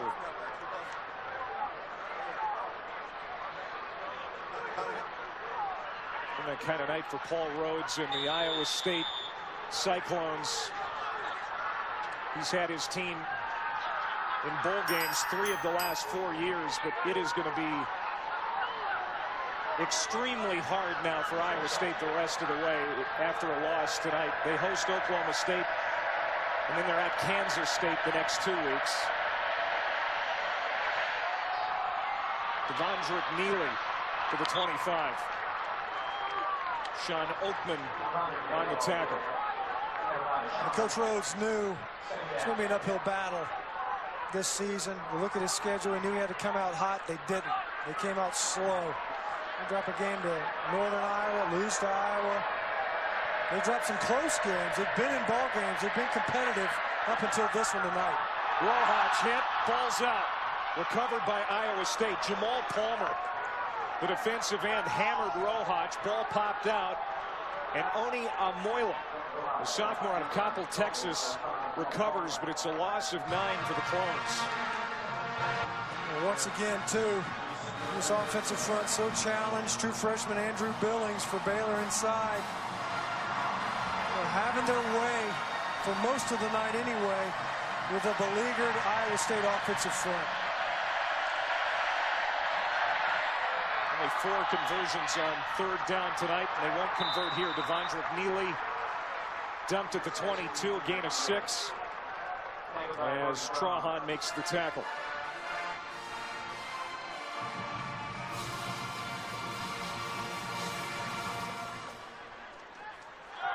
Just 117 yards of total offense tonight for Iowa State. This is the 10th punt for Kirby Vanderkamp. He had 11 last week in the game against Texas Tech. His leg's going to fall off as this one rolls to the 21. 57-yard kick. Well, this Baylor defense, as much fireworks as you can expect from the offense, this has been a suffocating unit. They've generated takeaways. They've played at the second level. They've done an excellent job of making plays on the ball in the air. They've come up and made some big sticks. And this is a team that has really grown on that side of the football. I mean, they were pretty downtrodden last season. It was a nasty stretch. And they've asserted themselves well through 6 ball games.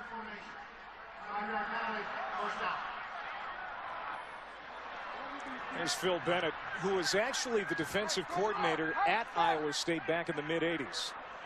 Former SMU head coach. He and Art Briles have been friends for years, even born on the same day, December 3rd, 1955. After the 5-yard penalty against Baylor. First down complete to Corey Coleman. And he's upended at the 23. 8-yard pickup. But you said it before, the biggest change for Baylor, certainly they were putting up points last year and the year before that. How the defense has been shored up is going to go a long way for this team really contending for a national title. You look at them at the same point in the season a year ago, and they're a 3-3 squad after 6 ball games. Last in the FBS in total defense. Obviously a challenge to measure your defense by that here in this conference. They were lousy on 3rd downs. They were giving up huge amounts of points, 70 points, 49 points, 56 points, 3 straight losses. But then they really turned it around. It seemed like they turned it around in what really unseated Kansas State, a #1 team in the country last year. Getting Coleman some work. He picks up the first down. But then it was the bowl game. It was versus UCLA, a physical offense, and they shut the Bruins completely down in that bowl game. They ran the football with authority, and defensively, they gave them nothing. Stopped that ground game. Jonathan Franklin got nothing in that ball game. And I think that's really when they started to believe and realize how important it was to play in both phases. You don't want to end up like West Virginia did a year ago, just putting up ridiculous numbers but can't stop anybody. They snap it, With 9 seconds left on the play clock, we rarely see that with this Baylor offense. As Shock Linwood gets the carry there. Pickup of 3. And again, 8 officials used in the Big 12 this year. And that was granted by the NCAA Rules Committee because the Big 12 wanted to keep up with the fast tempo offenses, specifically Baylor. And Art Briles was more than happy to see that happen because now his offense can go even faster. The offense can go faster. You can run more plays. You get more penalties. Linwood changes directions. Tries to bounce to the outside. Steps out of a tackle. He'll get a couple as Morrissey finally brings him down, a gain of 2. Baylor's practices are faster than their game tempo. And tonight, their average touchdown drive is ahead of their season average. Well, you're doing it in one play. How long can it possibly take? Seth Russell runs 1 snap and he's in the end zone. He didn't have that far to go. Surely it didn't take him a minute and a half.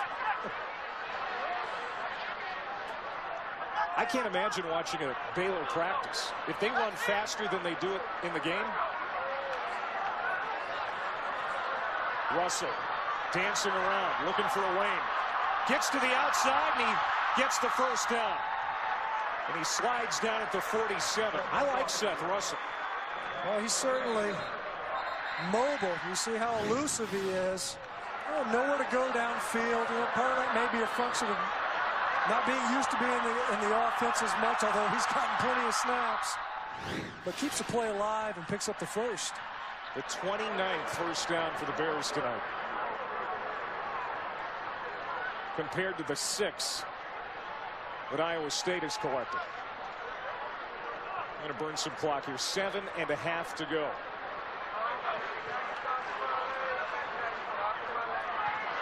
Incomplete. Jevin Miller, linebacker, is in the vicinity of really picking that football off.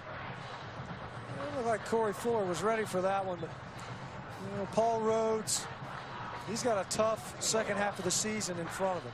He's got a lot. This might have to be his best coaching job yet.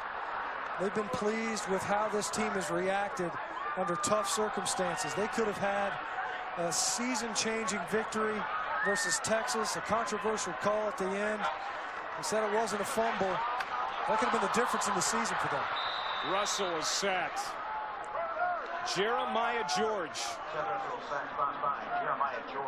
The only thing working against him that's keeping the NFL scouts from banging down his door is his size. He's 5'11", 219, but everything else seems to be there for George.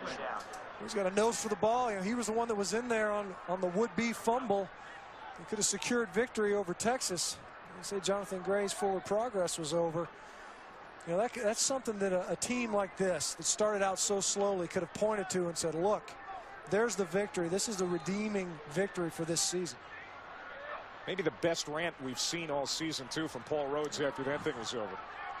This one is complete. Clay Fuller. First down, Baylor. Into positive territory. 17-yard reception for Fuller. Paul Rhodes is the king of the post-game press conference rant. He's never lost a press conference. I haven't seen him yet. When he gets at the podium, everything he says is solid gold. Is that an official NCAA stat? It should be. He's undefeated in the post-game rant. I mean, it is inspiring. How do you, in a loss like that, the way it happened, you kept it about as diplomatic as you could and still get your point across. Wow. Shock Linwood rips off 12 more as we go under 6 minutes. That's probably the one time we've really seen him lose his cool, though, this year. Most of the time, he's in a pretty good humor. Despite everything that's gone on, he really stays on the sunny side of the street. Well, even then, it wasn't venomous per se. It was in defense of his team. So they're talking about, what do I tell my kids? You can tell that that's a coach that cares about his team and a team that cares about their coach. And we've seen it evidence on the sideline in a blowout loss. Nothing has gone right for Iowa State tonight. and he's coaching, and his players are taking the coaching. Caught. Jay Lee immediately wrapped up, but still a 5-yard pickup. Paul Rhodes in year number 5.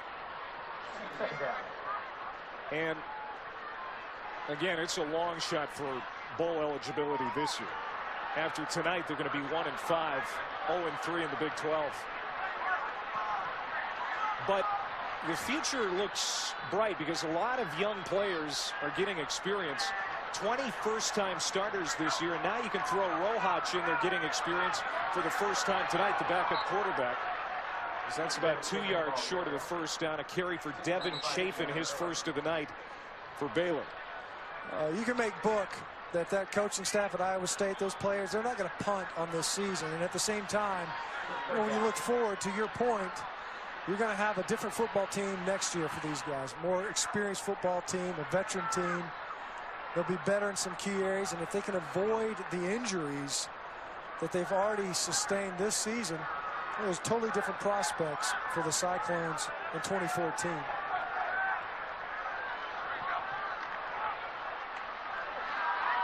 Russell stopped short. Great second effort.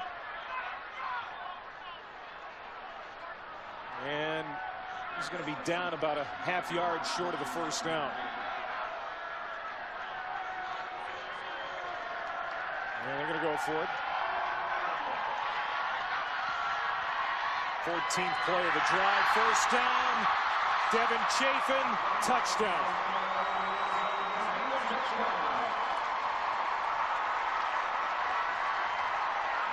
And Baylor is up over its season average for points per game. It's 64-0 now. They came into the night averaging 63.4. Paul Rhodes checking the big screen. Up a ton of points. Go for it on 4th down. You end up in the end zone. Oh, it's blocked. It's a live football. Iowa State could pick it up and go back for 2, but Tribune is down. So it's 64-0 with 3:48 to go here. That was their longest drive of the night. 7 minutes, 11 seconds on 14 plays.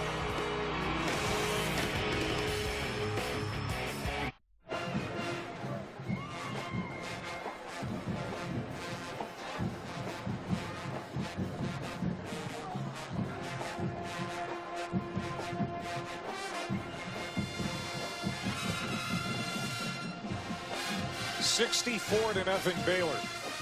Wrangler 5-star player of the game. And it's Bryce Petty, 23 of 31, 343, a couple of touchdowns, also ran for 1. Pretty sporty numbers, huh? It ain't perfect, though. That's what he's going to hear from his head coach. He wants even more out of his quarterback. A couple of overthrows, you know. There's probably a few reads where they want more out of Bryce Petty. But they got to like what they're getting out of the quarterback position, and he's the hub of what they're doing. Yeah, those numbers that high and that good, considering the fact that he hasn't even played most of the second half. And Iowa State will have the football out at about the 42-yard line with 3:43 to go. Back in a moment.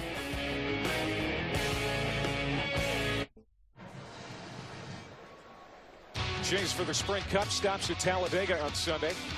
With 5 races left, Matt Kenseth leading Jimmy Johnson by 4 points, and Kevin Harvick, by 29. NASCAR Sprint Cup Series at Talladega presented by 5 Hour Energy Sunday at 1 on ESPN. Now this Baylor offense could run in the NASCAR circuit, I think, and do just fine. Nah, because they can turn right. End up in the wall.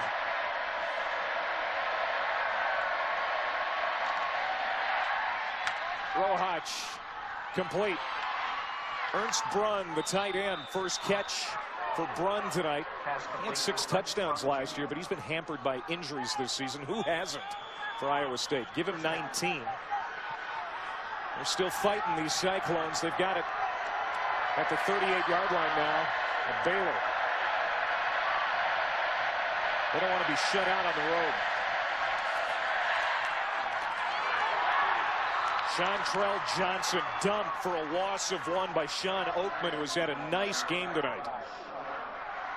He is 6'9", 270. There's a poster of him down in the concourse just to show off his wingspan, which is about 7 feet tall.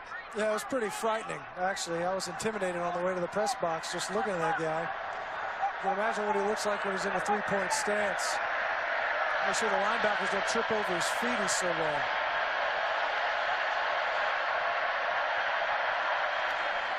Grant Rohach, draw play. Johnson. Good run. Bring up 3rd and manageable. Even if the Cyclones can get a field goal here, be something that they can take into that Oklahoma State game next week in Ames.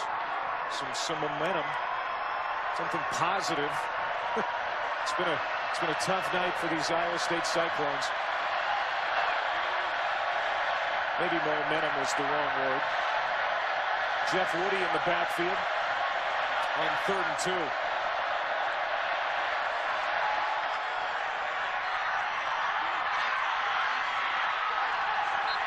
Bibbs dropped short by Brody Trahan, the weak side linebacker.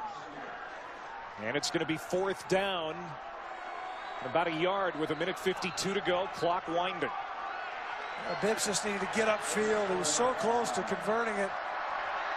They're having to substitute tackles. They run a guy off the football field with injury. You see Lichtenberg coming in there, number 69. They're just rotating guys in, injured during the drive.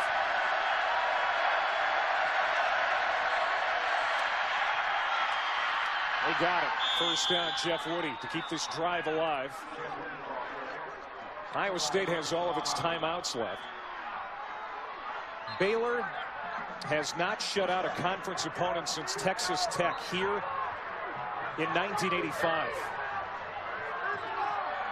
It's 31-0 that night. Old Southwest Conference days. Trying to do that here against Iowa State. A minute to go.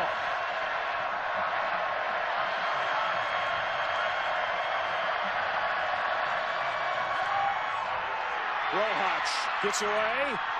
Man open, caught, and Devondrick Neely with the 27-yard touchdown grab, and Baylor's shutout goes away. Only something to smile about if you're wearing the red of the Iowa State Cyclones. There's Paul Rhodes. Every team has to have something to point to when they come away from a football game. You know, in this one, it's got to be more than we just hung tough. We finally got in the end zone, kept chipping away. Cole Netton, the extra point, the first-year kicker. And Iowa State gets off the schneid. Rohach does a good job keeping this play alive. Just able to buy just enough time. You see Devondrick Neely just snipped out of that backfield. Gets behind the coverage. First career touchdown pass for Rohach. Neely the catch. The last time Baylor started a season 6-0, Mike Singletary was playing for Baylor. The intensity of those eyes, you can see it, those black and white shots. All-American back in the late 70s. And Baylor will match a 77-year-old program record with a 10th straight win tonight. They set a new team record with a 6th straight Big 12 win. And they're going to go to 6-0. 3-0 in the Big 12.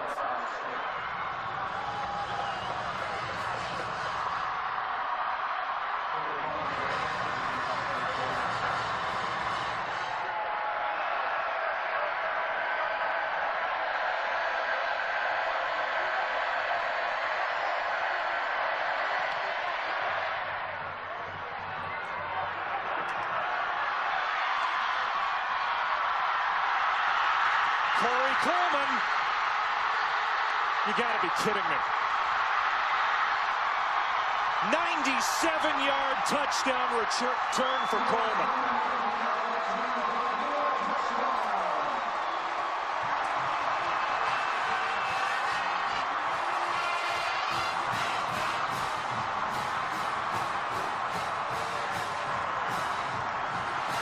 see Art Briles. He gets the old Gatorade bucket. Maybe it was water. Who knows now? They're probably out of Gatorade. They run so many plays. Those guys get over there, make sure they're hydrated. You see a little bit of everything in this ball game. And outside of one touchdown, it's been all Baylor. They're just piling on points. Due to takeaways. You see Phil Bennett in that shot too. He's just looking over there to the other sideline, nodding his head. You know, as a defensive coach, there's got to be a little bit conflicting emotions, you know, when you see an offense that can pile up points like this. Because you've got a lot of respect for your counterparts as well. And hey, you know what? Sometimes you've got to stop guys. I don't think there's any disrespect in this ball game. And the schedule, as you alluded to earlier, Matt, gets much more intense as you look at the 3 straight opponents that are ranked right now. Oklahoma, Texas Tech, and Oklahoma State all lie ahead. Not to mention TCU and Texas on the back end. It's gonna be real tough for this Baylor team to stay undefeated. Well, Baylor's good. They're very good. They're even better at home. They're now 17-1 since 2011 at home, but they're 3-7 away. But you look at the way the schedule lays out. They get Oklahoma at home. They got Texas Tech. They'll play that in Jerry World over in Arlington. Oklahoma State comes to them, but Baylor took care of Oklahoma State last year. There's opportunity for them to finish in the season finale if they continue to improve. If that man there, Phil Bennett, if his unit continues to improve, they might be able to get a signature victory over a Texas in their season finale here in their home stadium. Might be enough to get them the bounce in the BCS stands. Aaron Winderly with that 65-yard return earlier stopped at the 23 this time. So a punt return touchdown, a kickoff return touchdown now for Baylor. Again, not like that offense needs a ton of help to score points, but the special teams has been impressive as well tonight for the Bears. Special teams, you know, defense, there's very little to point to offensively. What more would you want? I mean, Art Briles, he's got a lot to smile about. You know, this is a team that, you know, a year ago, they get a loss versus West Virginia, and all of a sudden the wheels get real wobbly and they start to slide 4 games in a row. And this year they remained undefeated. They were tested last week, and this was a decisive victory, a well-rounded one at that. Art Briles ready to make his way across the field to shake Paul Rhodes' hand. And he can now. Baylor, 714 yards of offense, exactly what they've been averaging per game this year. Baylor now 6-0, 3-0 in the Big 12. They've won 10 straight, 6 straight Big 12 games, both program highs, 71-7. We'll be back in a moment with more from Waco, but first we send it to Matt Schick in the studio. Thank you, Clay. For the 4th time this season, Baylor cracks the 70-point mark. 5th time this season they've scored 69 or more, and they do it against Iowa State in incredible fashion. Magic Jason Sehorn and Charles Arbuckle. I don't know what more there is to say. Let's try it here about this Baylor offense. Why is this so tough to defend game in, game out? I think because they put people in so many places. When you have space to work with as an offensive mind, you can put players into it. They space the field. So you've got this big, wide open field. They find a way to get receivers, tight ends, backs into all those spaces. And just when you think as a defense you've kind of got that market covered, they run with Lake Seastrunk. So they've got so many options on offense. They keep coming at you so quickly. I think that's the advantage they have. Lake Seastrunk over 100 yards. Antoine Goodley 100 yards more. Tevin Reese receiving. These guys just do it all kind of different ways. You can't stop them. And a great chance to move into the top 10 with some of the upsets we saw today. It'd be the first time in 22 years we've seen that in Baylor. Back out to Waco, Dawn Davenport. Coach, offensively, you said you wanted to see more out of your team. You got 71 points. Did you see it? Well, you know, we had a couple of special teams touchdowns, which are always huge, and then the defense played outstanding tonight, and we kind of got on the roll there late in the second quarter and carried over through the third, but Yeah, our guys came with a lot of energy, and we really felt like we were playing for a purpose tonight, and I'm really proud of the way they played. That defense basically just a touchdown away, a late touchdown away from a shutout. What did you learn about them? Well, I mean, just what we've known all along. I mean, those guys are good. They do a great job over there. Coach Bennett and his staff, we got eight returners back from last year, and they're experienced, and they know how to win. So we've got a complete football team. Hey, look ahead, still a lot of tough teams left on that schedule. What do you focus on moving forward? Beating Kansas next week at Kansas. That's all we see right now. It's going to be tough up there in Lawrence. All right, thanks, Coach. Appreciate it. Appreciate it. Matt.